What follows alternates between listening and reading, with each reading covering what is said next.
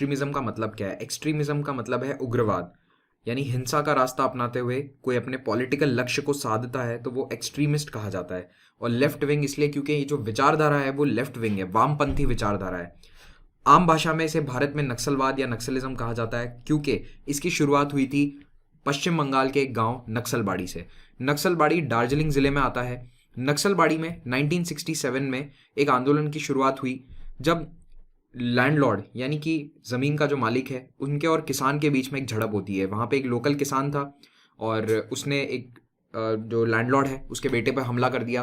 फिर जब वहाँ पुलिस आई तो पुलिस पर सभी जितने भी आदिवासी थे, संथाल थे वहाँ पे काफ़ी, जो किसानी करते थे, खेती करते थे, उन संथाल लोगों ने मिलकर हमले करने शुरू किए। और इस मूवमेंट को लीडरशिप दी दो व्यक्तियों ने, चारू मजूमदार और कानू सान्याल। ये दोनों पुराने लेफ्टिस्ट नेता थे, कम्युनिस्ट पार्टी से दोनों जुड़े हुए थे पहले से, लेकिन नक्सलबाड़ी मूवमेंट की लीडरशिप इन्होंने करी और बाद में ये कम्युनिस्ट पार्टी से अलग हो गए। इन्होंने अपना एक अलग मूवमेंट बना दिया क्योंकि 67 में ही वेस्ट बंगाल में कम्युनिस्ट पार्टी की सरकार आ गई थी पहली बार। तो जब कम्युनिस्ट पार्टी की सरकार आई तो सरकार ऐसी गतिविधियों को तो सपोर्ट करेगी नहीं जहां पे हिंसा का सहारा लिया जा रहा है। तो कानू सान्याल और चारू मजूमदार दोनों इस मूवमेंट को लीड कर रहे थे। और एक और नाम है यहाँ पे लिख देना, जंगल संथाल। जंगल संथाल वहाँ का लोकल लीडर था। जो जंगल संथाल ने एक लैंडलॉर्ड का गला काट दिया था और इसीलिए वो काफ़ी फेमस हो गए थे। तो जंगल संथाल का भी नाम है, लेकिन जो पॉलिटिकल लीडरशिप है वो मेनली चारू मजूमदार और कानू सान्याल की थी। तो ये है चारू मजूमदार और ये है कानू सान्याल। चारू मजूमदार को बाद में पुलिस ने अरेस्ट कर लिया था और इनकी हिरासत में डेथ हो गई। और कानू सान्याल जेल में रहे बहुत साल और फिर मूवमेंट से अलग हो गए। 2010 में इनकी मौत हो गई। तो नक्सलबाड़ी का जो मूवमेंट है ये एक तरह से एक किसान आंदोलन था। किसान आंदोलन या फिर कह लीजिए कि लैंडलॉर्ड वर्सेस फार्मर की लड़ाई थी। और इस लड़ाई को एक पॉलिटिकल रूप दिया, पॉलिटिकल लीडरशिप दी इन दोनों नेताओं ने, मेनली इन दोनों ने, और भी अन्य कई लोग थे जो धीरे धीरे जुड़ते गए। सबसे मेन चीज जो यहाँ पे थी वो थी हिंसा का इस्तेमाल। इन नेताओं ने, इन दोनों की लीडरशिप में किसानों ने ये किया कि एक एक करके लैंडलॉर्ड्स को मारना शुरू कर दिया, लैंडलॉर्ड्स को मारकर उनकी जमीनें हथियानी शुरू कर दी। तो इसलिए नक्सलबाड़ी का मूवमेंट अचानक से हिंसक हो गया और इसी नक्सलबाड़ी से नक्सल शब्द आता है। तो 3 गांव थे वैसे, आगे आपको नाम बता दूंगा। और यहाँ से नक्सल मूवमेंट शुरू हुआ 67 में और धीरे धीरे ये पश्चिम बंगाल, उड़ीसा, झारखंड, छत्तीसगढ़, इन सभी एरियाज में फैल गया। अब नक्सलाइट जो है उनकी आइडियोलॉजी क्या थी? आइडियोलॉजी पे आते हैं तो इनकी आइडियोलॉजी है फार लेफ्ट यानी वामपंथी विचारधारा, उसमें भी रेडिकल कम्युनिज्म। तो कम्युनिज्म एक तो होता है जो कार्ल मार्क्स द्वारा बताया गया था। बाय द वे आप मेरा वीडियो जरूर देखिएगा, कम्युनिज्म पे मैंने एक वीडियो बना रखा है, यूट्यूब चैनल पे अवेलेबल है, उसे जरूर देखिए। तो कम्युनिज्म यानी वामपंथ विचारधारा जो है वो कहती है कि क्लास स्ट्रगल होगा और एक रेवोल्यूशन होगा और जो भी रिसोर्सेस हैं वो सारे वर्कर्स के पास होने चाहिए, यानी कैपिटलिस्ट्स के पास नहीं होने चाहिए। तो ये इस विचारधारा को माओ जेडोंग ने थोड़ा सा मॉडिफाई किया। माओ जेडोंग चाइना के नेता हैं जिन्होंने चाइना के रेवोल्यूशन का नेतृत्व किया और 1949 में पीपल्स रिपब्लिक ऑफ चाइना की स्थापना करी। वहां पर भी एक गृह युद्ध हुआ था, उस पर भी मैं एक अलग वीडियो बना चुका हूँ। चाइना सिविल वॉर का वीडियो आपको चैनल पर मिल जाएगा, उसे भी देखिए एक बार। तो माओ जेडोंग ने कार्ल मार्क्स की जो आइडियोलॉजी है उसे लेकर उसे थोड़ा सा चेंज किया। उसमें कहा कि हिंसा, वायलेंस जरूरी है, ठीक है। तो ये जो वायलेंट स्ट्रगल है इसी को अपना आइडियल माना किसने? भारत के नक्सलवादियों ने। और ये जो नक्सलवाद मूवमेंट है ये 70 के दशक में काफी फैल गया था भारत में और अलग अलग समय पे 70, 80, 90 के दशक में कभी बढ़ता गया कभी कम होता गया सरकार के रिस्पॉन्स के अनुसार। भारत के तत्कालीन प्रधानमंत्री मनमोहन सिंह जी ने 2008 या 2009 में नक्सलवाद को देश का सबसे बड़ा खतरा कहा था कि भारत की सिक्योरिटी, भारत की सुरक्षा को सबसे बड़ा खतरा नक्सलवाद है, ना कि आतंकवाद।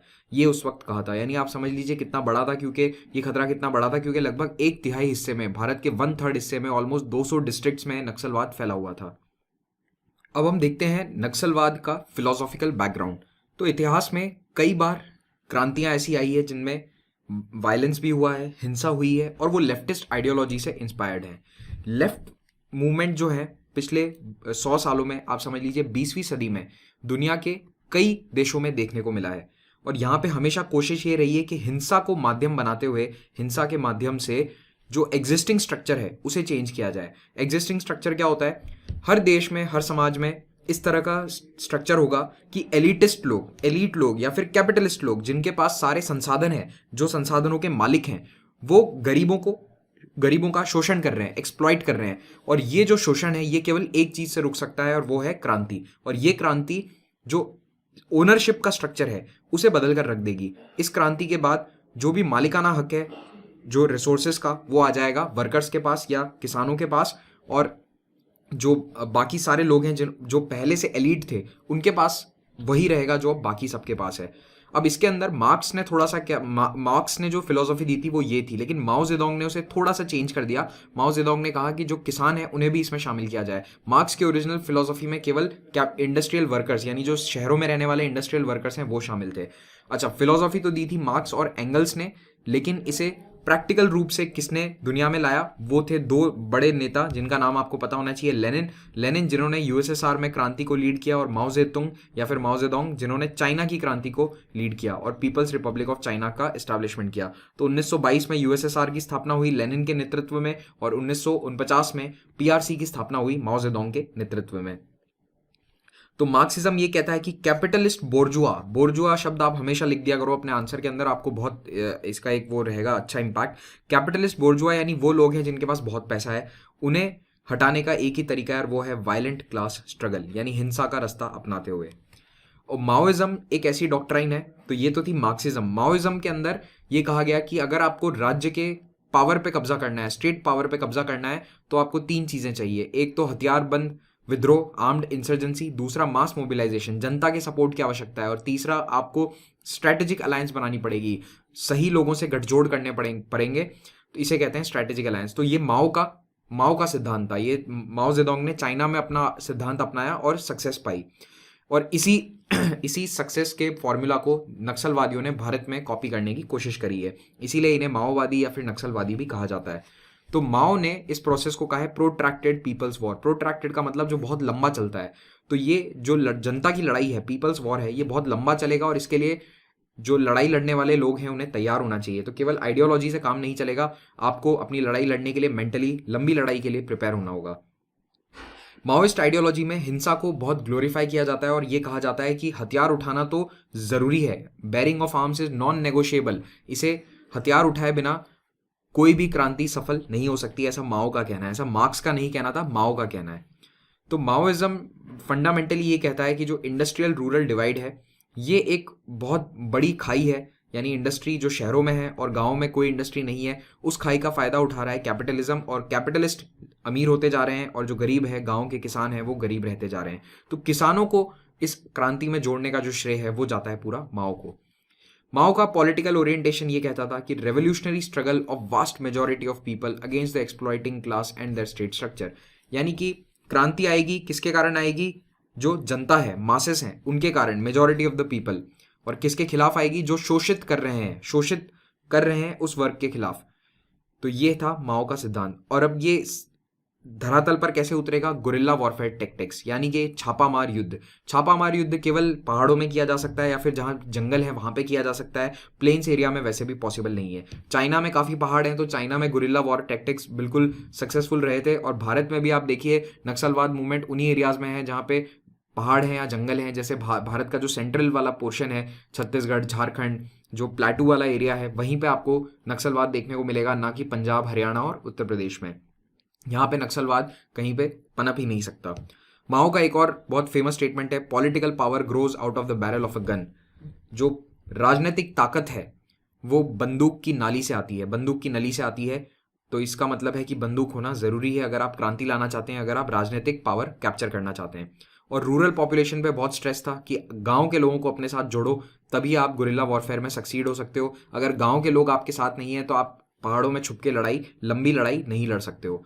तो अब माओइज्म केवल एक आइडियोलॉजिकल मूवमेंट नहीं रहा है, ये हिंसा पे जब से आया है तो दुनिया के अंदर डर का माहौल है, डेमोक्रेसी पे घात लगाया जा रहा है, और जो ट्राइबल्स हैं भारत के उनका डेवलपमेंट रोका जा रहा है। अब नक्सलवाद और उत्तर पूर्व के जो मूवमेंट्स हैं उनमें एक बहुत बड़ा फर्क है। फर्क क्या है? नॉर्थ ईस्ट के मूवमेंट्स आपने देखा होगा, सब जगह अलग देश की मांग करते हैं, बोडोलैंड, नागालैंड। नक्सलवाद कहीं पे भी अलग देश की डिमांड नहीं करते हैं, इन्हें अलग देश नहीं चाहिए। नक्सलवादियों का एक ही लक्ष्य है, जो एस्टैब्लिश सरकार है उसे हटाकर हम अपनी जनता की सरकार लगाएंगे। इनका ये कहना है कि जो अभी सरकार है वो तो केवल कुछ चंद एलीट लोगों की, संभ्रांत लोगों की सरकार है। इस संभ्रांत लोगों की सरकार को हमें हटाकर हमें जनता की सरकार बिठानी है, ताकि जनता का डेवलपमेंट हो सके। तो इनका लक्ष्य ये नहीं है कि हमें भारत सरकार से आज़ादी चाहिए या अलग राज्य चाहिए, इस तरह का कोई भी लक्ष्य नक्सलवादियों का नहीं है। तो ये हो गया नक्सलवाद के बारे में एक आइडियोलॉजिकल बात। फिर हम करते हैं फेजेस ऑफ नक्सलिज्म। तो किसी भी एरिया में नक्सलवाद जब शुरू होता है तो कैसे शुरू होता है? सोचो, देखो अभी तो नक्सलवादी mainly Jharkhand, Chhattisgarh, central India वाले पोर्शन में लिमिटेड है, आंध्र प्रदेश। जैसे केरल में नक्सलवादी गतिविधियां बढ़ती जा रही है, तो केरल में अगर कोई नक्सलवादी गतिविधियां बढ़ेगी तो एक फेज में बढ़ती हैं। तो वो क्या क्या फेज हैं, अलग अलग स्टेज हैं। पहला है प्रेपरेटरी फेज। इसमें नक्सलवादी जाएंगे उस एरिया में, वहाँ की इंपॉर्टेंट लोगों को जानेंगे, वहाँ की समस्याएं क्या है, जनता किस बात पे गुस्सा है, ये जानेंगे। दूसरा, अब वहाँ पे संगठन बनाए जाएंगे, फ्रंटल ऑर्गेनाइजेशन, यानी नक्सलवाद नहीं, कुछ छद्म ऑर्गेनाइजेशन बनाए जाएंगे, कोई संघर्ष समिति या इस तरह के किसान संघर्ष समिति, किसान आंदोलन सभा, इस तरह के संगठन बनाकर डेमोन्स्ट्रेशन किए जाएंगे, सरकार के खिलाफ आवाज उठाई जाएगी। इससे क्या होगा कि जो लोकल दिक्कतें हैं वो बढ़ चढ़कर सामने आएंगी। तीसरा फेज है गुरिल्ला वॉर, यानी अब यहाँ पे हिंसा का इस्तेमाल किया जाएगा। जब यहाँ पे बात नहीं बनेगी, जो नहीं बननी है, क्योंकि अगर वो अहिंसा से सॉल्व हो जाता तो लोग पहले ही कर लेते, नक्सलवादियों के आने की आवश्यकता ही नहीं होती। तो यहाँ पे गुरिल्ला वॉरफेयर शुरू होगा, यानी अब हिंसा का रास्ता अपनाया जाएगा, बंदूकों के द्वारा छापामार युद्ध किया जाएगा स्टेट के अगेंस्ट, पुलिस के अगेंस्ट। चौथा है बेस। तो नक्सलवादी कोशिश करेंगे कि वो वहां पूरी तरह से जम जाएं, अपना बेस एस्टैब्लिश कर लें और उस गुरिल्ला जोन को अपना लिबरेटेड जोन बना लें। ये उनकी कोशिश रहेगी। लिबरेटेड जोन यानी कि आज़ाद एरिया, वह जहां पे कोई पुलिस नहीं है, कोई सरकार नहीं है, केवल नक्सलवादियों का कंट्रोल है। और फाइनल स्टेज, जब ये सारे स्टेज सक्सीड हो जाते हैं तो आता है लिबरेटेड फेज, यानी अब वहां पे जनता की सरकार है। तो छत्तीसगढ़ के कई एरियाज हैं, जैसे सुकमा, दांतेवाड़ा, इन जिलों के अंदर, साउथ छत्तीसगढ़ के अंदर कई एरियाज हैं स्क्वायर किलोमीटर के, कई 100 स्क्वायर किलोमीटर है जहाँ पे सरकारी मशीनरी काम नहीं करती, सरकारी महकमा नहीं है, वहाँ पे केवल नक्सलवादियों का लिबरेटेड जोन है। तो नक्सलवादी ही सरकार चलाते हैं, वही न्याय देते हैं, और उस एरिया में अगर कोई गवर्नमेंट ऑफिसर जाता है तो उसकी जान को काफ़ी खतरा होता है। किडनैप तक हो चुके हैं, कलेक्टर्स को किडनैप किया जा चुका है छत्तीसगढ़ के कुछ एरिया में। अब मैं ये नहीं कह रहा कि आप इन बातों से डर जाएं कि आपको छत्तीसगढ़ में सर्विस नहीं देनी है। आपकी जानकारी के लिए बता दूं, अगर आप यूपीएससी दे रहे हैं तो छत्तीसगढ़ एक बहुत अच्छा कैडर है आईएएस के लिए। ये मेरा नहीं कहना है, ये जो छत्तीसगढ़ के आईएएस ऑफिसर्स हैं उनका कहना है। लेकिन जो कुछ दक्षिणी छत्तीसगढ़ का एरिया है जहाँ पे नक्सलवाद की समस्या ज़्यादा है, बस वहाँ पे थोड़ी सी प्रॉब्लम है। उसके अलावा छत्तीसगढ़ काम करने के लिए बहुत अच्छा एरिया है। चलिए अब आगे बढ़ते हैं, evolution of Naxalism in India. तो नक्सलिज्म को हम भारत में 3 स्टेज में डिवाइड कर सकते हैं। पहला स्टेज आप मान लीजिए 67 से 71 का, जब ये मूवमेंट शुरू हुआ था। अब नक्सलिज्म कहीं अचानक से हवा में से शुरू नहीं हुआ। भारत में लेफ्ट पार्टी पहले से थी, 1925 से लेफ्ट पार्टियां काम कर रही हैं भारत में। कम्युनिस्ट पार्टी ऑफ इंडिया तब से बनी हुई थी, और कम्युनिस्ट पार्टी 1967 में पश्चिम बंगाल में पावर में भी आ गई थी। लेकिन किसानों की समस्याएं सॉल्व नहीं हो रही थी और इसीलिए नक्सलबाड़ी का मूवमेंट स्टार्ट हुआ। 3 गांव थे, नक्सलबाड़ी, खोरीबाड़ी और फांसी देवा। ये 3 दार्जिलिंग डिस्ट्रिक्ट में आते हैं। यहाँ से मूवमेंट शुरू हुआ अप्रैल और मई 1967 में, और उसके बाद चारू मजूमदार, कानू सान्याल जैसे नेताओं ने इसे लीड किया और यहाँ से धीरे धीरे ये फैलना शुरू हुआ। अब इस मूवमेंट की खास बात यह थी कि मुद्दा था किसानों का और ये मूवमेंट था गाँव में, लेकिन फिर भी इसमें शहरों के पढ़े लिखे लोग भी शामिल होने शुरू हो गए। और इन्हीं पढ़े लिखे एलिटिस्ट लोगों ने ऑल इंडिया कोऑर्डिनेशन कमेटी का गठन किया कोलकाता में। फिर 68 में इस कमेटी का नाम बदल कर रख दिया गया all India coordination committee of communist revolutionaries. तो ये अब रेवोल्यूशन चाहते थे, ये तो क्रांति चाहते थे। जो भारत की कम्युनिस्ट पार्टी थी वो तो ऑलरेडी सरकार में थी, तो वो कोई क्रांति नहीं चाहती थी, क्रांति ये चाहते थे। यानी ये लेफ्ट में भी बिल्कुल एक्सट्रीमिस्ट थे। तो इन्होंने 4 अपने आइडियोलॉजिकल एम रखे कि हमारे 4 लक्ष्य हैं। पहला, प्रोट्रैक्टेड पीपल्स वॉर, यानी जनता की लड़ाई होगी माओ के अकॉर्डिंग। दूसरा, छापामार युद्ध अपनाया जाएगा। तीसरा, रूरल रेवोल्यूशनरी बेस बनाना है, यानी हमें गांव के एरिया में अपना बेस एस्टैब्लिश करना है जहां से हम आगे की लड़ाई लड़ सकें। और चौथा, शहरों को धीरे धीरे घेरो, यानी पहले शुरुआत करो गांव से, फिर धीरे धीरे शहरों को घेर कर और फिर उन पे भी कब्जा जमाया जाए। और पार्लियामेंट्री इलेक्शन में हिस्सा नहीं लेना है, यानी चुनावों में हिस्सा नहीं लेना है। जो एग्जिस्टिंग स्टेट की मशीनरी है उसका साथ नहीं देना है। ये था पूरा लक्ष्य। ये 4 एम थे all India coordination committee of communist revolutionaries. AICCR का नाम आपको याद रखना जरूरी है। तो AICCR जो है, इसकी स्थापना हुई थी 1968 में, और AICCR ने बाद में CPI मार्क्सिस्ट लेनिनिस्ट पार्टी की स्थापना करी। तो 1969 में CPI ML की स्थापना हुई, जो माओइस्ट आइडियोलॉजी पे बेस्ड है। और ये जो नक्सल मूवमेंट है ये धीरे धीरे देश में CPI ML के नेतृत्व में अन्य राज्यों में फैलना शुरू हो गया, उड़ीसा, बिहार, आंध्र प्रदेश। इनके जो मेन फॉलोअर्स थे वो किसान, आदिवासी, ट्राइबल्स, यही सब थे। और ये इसीलिए क्योंकि इन्हें स्टेट के खिलाफ कई बार स्टेट इन्हें शोषित करता था, स्टेट या फिर जो ज़मींदार हैं, लैंडलॉर्ड्स हैं, वो इनका शोषण करते थे। इसीलिए ये कम्युनिस्ट पार्टी के सबसे बड़े फॉलोअर्स बन गए, क्योंकि कम्युनिस्ट पार्टी, सीपीआई-एमएल और नक्सलवादियों ने इन्हें सपना दिखाया कि हम आपको आज़ाद करवाएंगे, इस शोषण से आज़ादी दिलाएंगे और जो सरकार होगी वो आपकी होगी। इसके साथ ही शहरों के कई पढ़े लिखे अनएम्प्लॉयड जवान लोग भी इसमें शामिल हुए और इस नक्सल आइडियोलॉजी से जुड़ गए। 1970 से 71 के बीच में नक्सल गतिविधियों का एकदम चरम समय काल था ये। और 1971 में जो भारत बांग्लादेश युद्ध हुआ था, उस समय सरकार का ध्यान थोड़ा युद्ध की तरफ था, लेकिन जैसे ही जो युद्ध खत्म होता है उसके तुरंत बाद सरकार इन पे क्रैकडाउन करने लग गई। तो पुलिस और आर्मी का जॉइंट ऑपरेशन चलाया गया और उसके बाद कई नक्सल नेताओं को अरेस्ट किया गया। चारू मजुमदार और कानू सान्याल दोनों अरेस्ट हो गए। चारू मजुमदार की 10 दिन पुलिस कस्टडी में रहने के बाद मौत हो गई। कहा जाता है चारू मजुमदार को बहुत टॉर्चर किया गया था कोलकाता में। कानू सान्याल जेल में रहे और 5-6 साल जेल में रहने के बाद उनका मन बदल गया। वो सीपीआई-एमएल की हिंसक गतिविधियों से अपने आप को दूर मानने लग गए और उन्होंने नक्सल मूवमेंट एक तरह से छोड़ दिया। हालांकि वो बाद में भी कम्युनिस्ट नेता रहे थे, थोड़ा बहुत पॉलिटिक्स में एक्टिव थे, लेकिन मेनली उन्होंने नक्सल मूवमेंट पूरी तरह से छोड़ दिया कानू सान्याल ने। 2010 में कानू सान्याल की मृत्यु हो गई थी। तो चारू मजुमदार और कानू सान्याल, ये जो दो मेन नेता हैं, दोनों की हो गई डेथ। मूवमेंट जो है इसे इमरजेंसी के समय काफ़ी बड़ा धक्का लगा, क्योंकि इमरजेंसी का फ़ायदा उठाते हुए सरकार ने 40,000 से ज़्यादा सीपीआई-एमएल के कैडर्स को जेल में डाल दिया। आपको पता ही होगा कि इमरजेंसी के समय श्रीमती इंदिरा गांधी ने अपने सारे पॉलिटिकल ओपोनेंट्स को जेल में डाल दिया था और इसी समय में कम्युनिस्ट पार्टी के भी ज़्यादातर कैडर्स को अरेस्ट कर लिया गया। फिर आता है दूसरा स्टेज। अब दूसरा स्टेज जो है ये आप समझिए 80 के बाद शुरू होता है। 1980 से लेकर 2004 का समय काल है। अब इस समय में ये आंदोलन हिंसक रूप ले लेता है। 71 में भी हिंसक था, ऐसा नहीं है कि हिंसा नहीं थी। उस समय भी नक्सलवाड़ी वाले मूवमेंट के समय भी कई लैंडलॉर्ड्स को, जमींदारों को मारा गया था। लेकिन यहाँ पे अब ये बहुत हिंसक हो जाता है 80 में और एक आर्मी की तरह रूप ले लेता है सीपीआई-एमएल। और दो पार्टीज का एस्टैब्लिशमेंट, दो ऑर्गेनाइजेशन का एस्टैब्लिशमेंट होता है। पहला है पीपल्स वॉर ग्रुप 1980 में, ये एक्टिव था मेनली आंध्र प्रदेश में। तो इमरजेंसी खत्म होने के बाद ये वाला स्टेज शुरू होता है और इसमें प्रोट्रैक्टेड वॉर शुरू होगा, यानी अब ये जो लंबी लड़ाई है ये शुरू होती है। तो अब जो बेस है वो शुरुआत हुई थी वेस्ट बंगाल से, तो बेस अब शिफ्ट होकर बिहार और उड़ीसा और आंध्र प्रदेश हो चुका है। तो अब अगले 25 साल जो नक्सल आंदोलन का हॉट बेड रहेगा वो है बिहार, उड़ीसा और आंध्र प्रदेश। उसमें भी बिहार और आंध्र प्रदेश सबसे मेन है। तो आंध्र प्रदेश में सीपीआई-एमएल कन्वर्ट कर दिया गया पीपल्स वॉर ग्रुप में और उसके बाद आंध्र प्रदेश में काफ़ी हिंसा हुई, पुलिस के साथ काफ़ी झड़पें हुई। पीडब्ल्यूडी को 1992 में सरकार ने वहाँ बैन कर दिया था। दूसरी ओर बिहार में Maoist communist centre of India की स्थापना करी गई, एमसीसीआई या एमसीसी, और इसने बिहार में कई जमींदारों के खिलाफ अटैक करने शुरू किए। अपर कास्ट या फिर जमींदार हैं उनके खिलाफ हमले शुरू किए।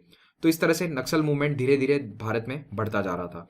2004 में इसमें एक बदलाव आता है, सिग्निफिकेंट डेवलपमेंट है। 2004 में पीपल्स वॉर ग्रुप और एमसीसीआई दोनों मर्ज हो गए और इन्होंने मिलकर बनाई सीपीआई माओइस्ट। सीपीआई माओइस्ट जो पार्टी है, अब ये आने के बाद, ये बनने के बाद 2004 के बाद से हिंसा का लेवल और बढ़ गया। तो पहले भी हिंसा हो रही थी लेकिन छुटपुट झड़पें होती थी, लेकिन 2004-05 के बाद में हिंसा काफ़ी बढ़ गई है। आज की तारीख में भारत में लगभग 13 लेफ्ट विंग एक्सट्रीमिस्ट ग्रुप हैं, जिनमें सबसे बड़ा सीपीआई माओइस्ट ही है। बाकी छोटे मोटे इसी के स्प्लिंटर ऑर्गेनाइजेशन हैं, इसी से टूटी हुई पार्टियां हैं।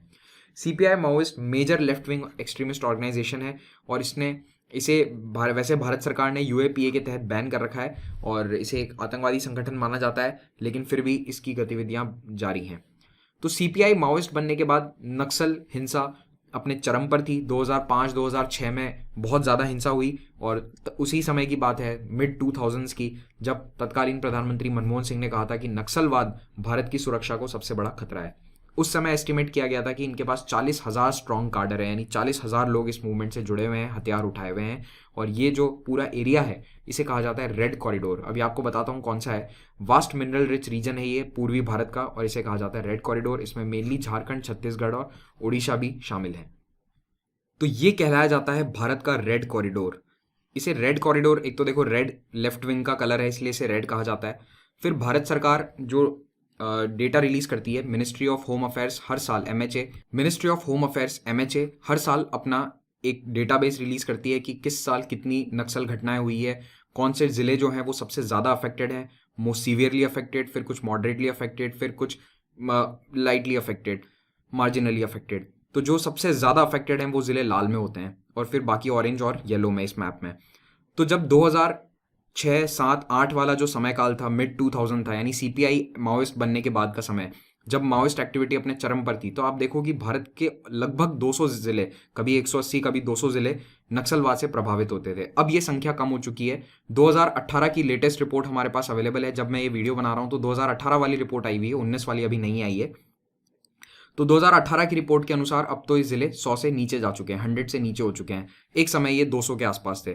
200 जिले भारत का 1/3 भूभाग हो जाता है, 1/3 जोग्राफिकल एरिया है। तो ये रेड कॉरिडोर काफी बड़ा था और ये रेड कॉरिडोर नेपाल से लेकर ऑलमोस्ट यहाँ पे दक्षिण भारत तक ज्वाइन कर देता है, केरल तक पहुंच जाता है। तो ये नक्सल गतिविधि, अब इसमें भी नक्सल गतिविधियां देखो, शुरुआत यहाँ से हुई थी नक्सलबाड़ी से, लेकिन मेनली मूवमेंट बिहार में काफी पनपा है, आंध्र प्रदेश में बहुत पनपा है, और जो छत्तीसगढ़ वाला एरिया है, यही आंध्र प्रदेश छत्तीसगढ़ का जो रीजन है और उड़ीसा का जो रीजन है, ये हॉट बेड है। नक्सलिज्म यहाँ पे सबसे ज्यादा देखने को, यहाँ पे एक्टिविटी सबसे ज्यादा है। 2013 का जो ये मैप आपको दिख रहा है, 2013 में आप देखेंगे कि गतिविधियां काफी कम हो गई हैं कॉरिडोर में, जिले काफी कम है, ये मेनली बिहार और छत्तीसगढ़ के कुछ डिस्ट्रिक्ट्स बचे हैं, बाकी एरियाज में कम है। लेकिन अभी भी कुछ छुटपुट घटनाएं नक्सलवाद की होती रहती हैं और नक्सलवादी अब कोशिश ये कर रहे हैं कि अपना बेस अब इस एरिया में बनाया जाए, यानी ये जो कर्नाटक और केरल और तमिलनाडु का जो ट्राई जंक्शन है, जहाँ पे नीलगिरी हिल्स भी आते हैं, वेस्टर्न घाट्स और ईस्टर्न घाट्स लिंक होते हैं, इस ट्राई जंक्शन पे इनकी कोशिश है कि अब अपना बेस एस्टैब्लिश किया जाए। तो यहाँ पे ईस्टर्न घाट्स और वेस्टर्न घाट्स जहाँ पे मिलते हैं, आपको आपने ज्योग्राफी में पढ़ा होगा, तो ये जो एरिया है खास करके नीलगिरी वाला, सदर्न कर्नाटका, वेस्टर्न घाट्स, यहाँ पे कोशिश है। उसके साथ साथ यहाँ पे महाराष्ट्र में जो वेस्टर्न घाट्स का एरिया है, यहाँ पे भी कोशिश करी जा रही है, क्योंकि ये ट्राइबल बेल्ट है। साउथ गुजरात का जो एरिया है, यहाँ पे काफ़ी आदिवासी रहते हैं, ट्राइबल बेल्ट है ये, और उत्तरी महाराष्ट्र का, यहाँ पर भी कोशिश करी जा रही है कि अपना बेस एस्टैब्लिश किया जाए। और वही जो 5 स्टेज मैंने आपको बताई थी कि पहले जनता की क्या समस्याएं हैं वो जानो, वही वाला फेज यहाँ पे पूरा अपनाया जा रहा है। तो जो मैंने आपको मैप में समझाया वही सब यहाँ पे लिखा हुआ है। मेन अफेक्टेड जो स्टेट्स हैं वो छत्तीसगढ़, उड़ीसा, महाराष्ट्र, आंध्र प्रदेश, झारखंड, बिहार और पश्चिम बंगाल हैं। मिड 2000s में लगभग 200 डिस्ट्रिक्ट थे। 2018 में डिस्ट्रिक्ट्स की संख्या 90 पहुंच चुकी है एमएचए रिपोर्ट के अकॉर्डिंग। 2017 में ये 126 थी। तो ये थोड़ी सी ऊपर नीचे होती रहती है, ठीक है, जो डिस्ट्रिक्ट्स की जो संख्या है। तो ये आप जब भी एग्जाम देने जा रहे हो तो आप उस साल का लेटेस्ट डेटा देख कर जाएं।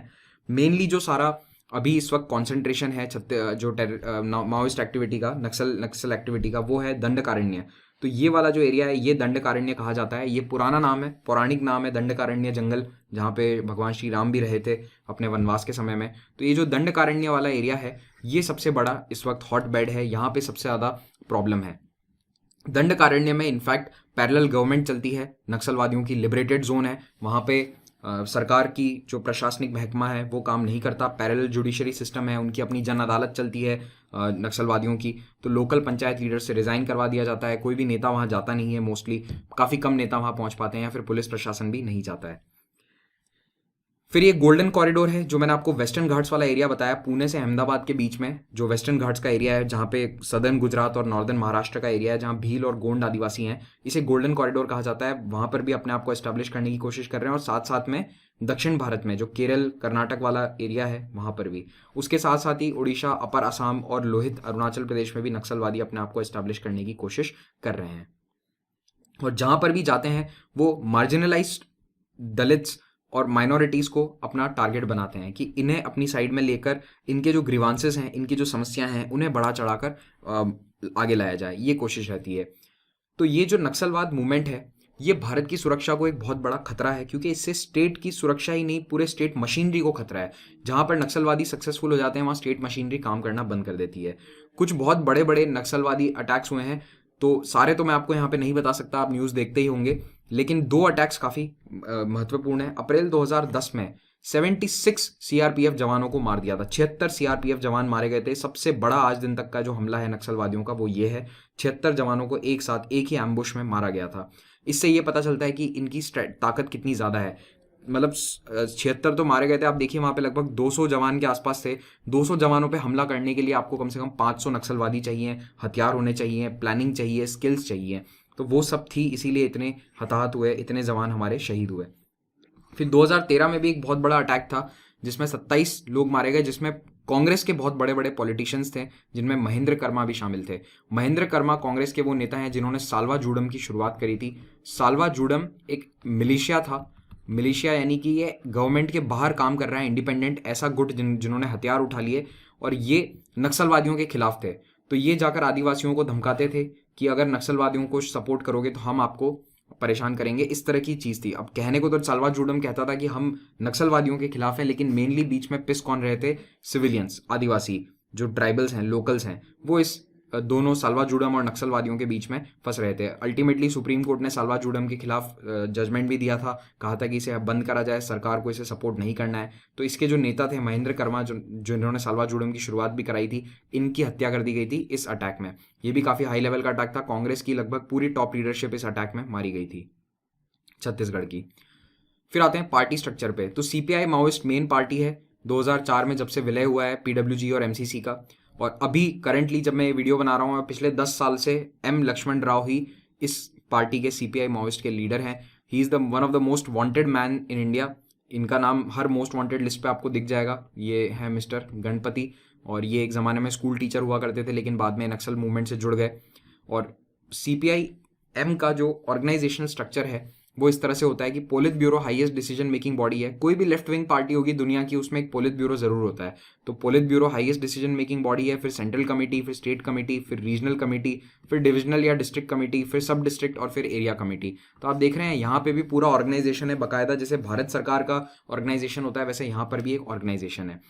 फिर जो इनकी आर्मी है उसका नाम है पीपल्स लिबरेशन गुरिल्ला आर्मी। ये नाम इंपॉर्टेंट है, थोड़ा याद रखना। पीएलजीए ये इसका झंडा है, जिसमें एक हथौड़ा, एक ये सिकल और साथ में एक इंसास राइफल है।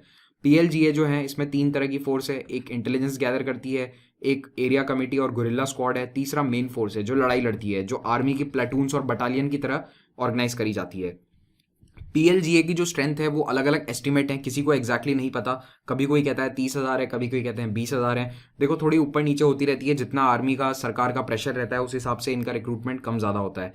तो जब ये 2017-18 के एस्टिमेट्स में आपको बता रहा हूँ कि 8 से 9,000 पीएलजीए मेंबर्स हैं जो हथियारबंद हैं, और जन मिलिशिया यानी ऐसे लोग जो इनके वॉलंटियर्स हैं वो 38,000 40,000 बताए जाते हैं। इनमें से भी 40 से 50% महिलाएं हैं, और ये नंबर्स वेरी करते रहते हैं। तो आप आंसर में ये नंबर्स मत लिख के आ जाना, ठीक है? नंबर्स मत लिखना। अगर आपको लेटेस्ट डेटा पता हो जब कोई एग्जाम दे रहे हैं तो वो डेटा लिख सकते हैं आप, बाकी अवॉइड करना कि ये वाला नंबर लिख लो, क्योंकि ये कंप्लीटली एस्टिमेट्स हैं, ठीक है? जो एक्सपर्ट्स होते हैं उनके एस्टिमेट हैं। तो ये है PLGA, people's liberation guerrilla army, जो एक्चुअली में एक आर्मी है नक्सल सीपीआई माओइस्ट पार्टी की। तो सबसे पहले एम्स एंड ऑब्जेक्टिव की बात करते हैं। तो नक्सलिज्म का एम क्या है? सरकार को डिस्ट्रॉय करना, स्टेट को डिस्ट्रॉय करना। याद रखिएगा, अलग राष्ट्र बनाना, अलग देश बनाना इनका उद्देश्य नहीं है, जैसा कि उत्तर पूर्व के गुटों में है या फिर जम्मू कश्मीर के जो आतंकवादी गुट हैं उनमें है। यहाँ पर लक्ष्य केवल एक है कि जो राज्य बना हुआ है, जो स्टेट अथॉरिटी बनी हुई है, उसके खिलाफ जाकर एक अलग स्टेट बनाना। तो इनका लक्ष्य है India people's democratic federal republic की स्थापना करना। और अल्टीमेट ऑब्जेक्टिव याद करना है, इसे हाईलाइट कर लो रेड कलर से, पॉलिटिकल पावर अचीव करना है, राजनीतिक सत्ता हासिल करना है और हिंसक रास्तों से अचीव करना है। नक्सलवादियों का अल्टीमेट एम कोई सामाजिक क्रांति लाना नहीं है, अल्टीमेट एम है पॉलिटिकल पावर। वो साफ तौर पर कहते हैं कि राज्य में सुधार तभी होगा, यानी कि गरीबों का कल्याण हम तब करेंगे जब हम पावर में आएंगे। गरीबों का कल्याण हम कैसे करेंगे? सत्ता में आकर। और सत्ता में कैसे आएंगे? हिंसा के द्वारा। सत्ता में आने के दूसरे भी रास्ते हैं, आप चुनाव लड़िए, पार्टी बनाइए, फिर सत्ता में आइए, लेकिन इन्हें ये नहीं करना है, इन्हें क्रांति लानी है हिंसा के द्वारा। तो वायलेंट मीन्स पॉलिटिकल पावर और एक अलग तरह का भारत देश बनाना, democratic federal republic of India. नक्सलवादी मेनली अटैक करते हैं हमेशा सरकारी एस्टैब्लिशमेंट्स पे, या फिर जो सरकार की पहचान है, जैसे पुलिस स्टेशन हो गए, या फिर कोई हॉस्पिटल्स नहीं, चलिए सरकारी बिल्डिंग्स हो गई, ब्लॉक ऑफिसेज हैं, तहसील ऑफिसेज हैं, और उसमें भी सबसे ज़्यादा टारगेट रहता है पुलिस स्टेशन पे। फिर रोड और रेल इंफ्रास्ट्रक्चर, जो भी इंफ्रास्ट्रक्चर प्रोजेक्ट्स चलते हैं नक्सल प्रभावित एरिया में, सबसे पहले उन पे हमला किया जाता है। पावर लाइन्स हैं, उसके अलावा जितने भी डेवलपमेंट वर्क हैं, जैसे कि क्रिटिकल रोड कंस्ट्रक्शन, कोई नई सड़क बन रही है बिल्कुल, तो उसे बनने नहीं दिया जाएगा, उस पर हमले होंगे, कॉन्ट्रैक्टर्स पे हमले होंगे, मजदूरों को अगवा कर लिया जाएगा। ये टारगेट रहता है नक्सलीज का। फिर उसके अलावा सिविल सोसाइटी और अपने छद्म ऑर्गेनाइजेशंस, प्रॉक्सी ऑर्गेनाइजेशंस के थ्रू भी ये अपना एजेंडा चलाते हैं और इस तरह की पॉलिसीज़ को अपोज करते हैं। जैसे कोई नया सेज बन रहा है, स्पेशल इकोनॉमिक जोन, कोई लैंड रिफॉर्म्स हो रहा है, कहीं पे भूमि अधिग्रहण किया जा रहा है किसी बड़े प्लांट के लिए। तो जैसे सिंगूर में टाटा का प्लांट बनने वाला था, 2005 या 6 की बात है, जब सिंगूर कोलकाता के पास में एक जगह है, टाटा नैनो का प्लांट बनने वाला था। तो वहाँ पे लैंड एक्विजिशन के खिलाफ वैसे तो मेनली टीएमसी विरोध कर रही थी, तृणमूल कांग्रेस, लेकिन ऐसा कहा जाता था कि उसमें जो नक्सल हैं वो भी सपोर्ट दे रहे हैं, कहीं ना कहीं हिडन सपोर्ट है। इस तरह का मेनली देखो, सिंगूर का एग्जाम्पल मत देना आप, एग्जाम्पल मेनली आप दो झारखंड छत्तीसगढ़ इन स्टेट्स के। जो भी कोई बड़ा प्रोजेक्ट आता है उसका विरोध किया जाता है नक्सलियों द्वारा। फिर ये डिस्प्लेसमेंट, जहाँ भी आदिवासी लोग एक जगह से दूसरी जगह उनका डिस्प्लेसमेंट होगा किसी भी प्रोजेक्ट के कारण, उस प्रोजेक्ट का वो पक्का विरोध करेंगे। इनका ऑब्जेक्टिव ये है कि अपना मास बेस बढ़ाया जाए और साथ ही साथ गांव और आदिवासी लोगों के साथ साथ शहरों में जो इंटेलेक्चुअल लोग हैं, एलीट लोग हैं, उनमें भी अपनी पैठ बढ़ाई जाए। तो जितने भी राज्य के डेवलपमेंट वर्क्स हैं, स्टेट के डेवलपमेंट वर्क्स हैं, उन्हें रोका जाता है। और नक्सल ये चाहते हैं कि ओवरऑल देश में डेवलपमेंट ना हो, विकास की जो गंगा है वो रुकी रहे, और इसे रोकने के लिए वो हर तरह के हथकंडे अपनाते हैं और ये कोशिश करते हैं कि जितने भी सरकारी इंस्टीट्यूशंस हैं वो काम ना करें, चाहे वो police station, tehsil office, block development office, school, primary health centre, anganwadi centre. कोशिश ये रहती है कि कोई भी सरकारी रिप्रेजेंटेटिव ऑफिस नक्सल प्रभावित एरिया में काम ना करे। तो जो भी लिबरेटेड जोन होगा, जो हमने जोन्स की बात करी थी कि अल्टीमेटली क्या होता है, नक्सल चाहते हैं कि लिबरेटेड जोन बने, उन लिबरेटेड जोन्स में आपको ये वाला इंफ्रास्ट्रक्चर देखने को नहीं मिलेगा। हालांकि अब छत्तीसगढ़ सरकार काफ़ी सुधार ला रही है, धीरे धीरे स्कूल्स एस्टैब्लिश किए जा रहे हैं, लेकिन अभी भी बहुत काम की ज़रूरत है। अभी भी लगभग 90% जो लिबरेटेड जोन है उसके अंदर स्कूल्स काम नहीं करते हैं, या फिर पुलिस स्टेशंस काम नहीं करते जो प्रॉपर लिबरेटेड जोन है। हालांकि दिन ब दिन वो लिबरेटेड जोन सिकुड़ता जा रहा है। ऐसा नहीं है कि लिबरेटेड जोन छत्तीसगढ़ का बहुत बड़ा हिस्सा है, वो काफ़ी छोटा हिस्सा है। ओके, लेकिन जितना भी हिस्सा है वहाँ की आबादी के लिए सरकार का कोई भी रिप्रेजेंटेशन नहीं है। उनके लिए सरकार, जुडिशरी, सब कुछ नक्सल्स हैं, वो अपनी जन अदालत चलाते हैं वहाँ पे। तो कुल मिलाकर जो स्टेट का प्रेजेंस है, स्टेट की रिट है, यानी राज्य का जो शासन प्रशासन है, वो वहाँ पे नज़र नहीं आता है। फिर इनका मोडस ऑपरेंडी देखते हैं।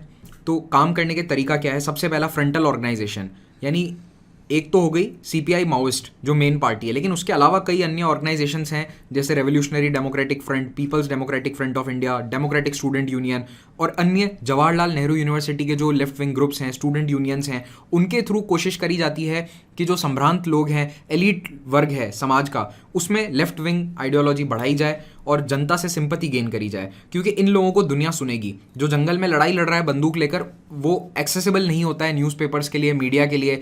अब गणपति राव तो आके सामने इंटरव्यू रोज़ रोज़ देगा नहीं, लेकिन यहाँ पर जो लोग बैठे हैं इन इंस्टीट्यूशंस में, इन ऑर्गेनाइजेशंस में, वो दिन रात कोशिश करते हैं कि मीडिया में रहा जाए, अपने इश्यूज़ उठाए जाएँ।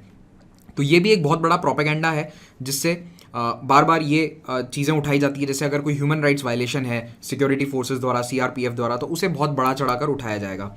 और माओइस्ट जो हैं, ये जितने भी left leaning civil society groups हैं, सभी से मदद लेते हैं। देखिए, जेएनयू वैसे भी लेफ्ट का गढ़ कहा जाता है, जेएनयू जो दिल्ली का है यूनिवर्सिटी है, तो जेएनयू के अंदर जितने भी लेफ्ट लीनिंग जितने भी ऑर्गेनाइजेशंस हैं, स्टूडेंट यूनियन, ऐसा माना जाता है कि उनकी सिंपैथीज लाई करती हैं सीपीआई माओइस्ट के साथ। अब डायरेक्टली कोई लिंक नहीं है, ऐसा नहीं है कि वो यहाँ से पैसा भेज रहे हैं और सरकार पकड़ लेती है, मतलब पुलिस पकड़ रही है। कभी कभी कुछ कुछ लिंक्स पाए जाते हैं, कुछ डीयू, दिल्ली यूनिवर्सिटी और जेएनयू के प्रोफेसर्स अरेस्ट भी किए गए हैं इन लिंक्स के कारण, कि मॉरल या फिर फाइनेंशियल सपोर्ट दिया जा रहा है सीपीआई माओइस्ट को। तो ये था फ्रंटल ऑर्गेनाइजेशंस। फिर है गुरिल्ला वॉरफेयर, ये सबसे इंपॉर्टेंट एस्पेक्ट है।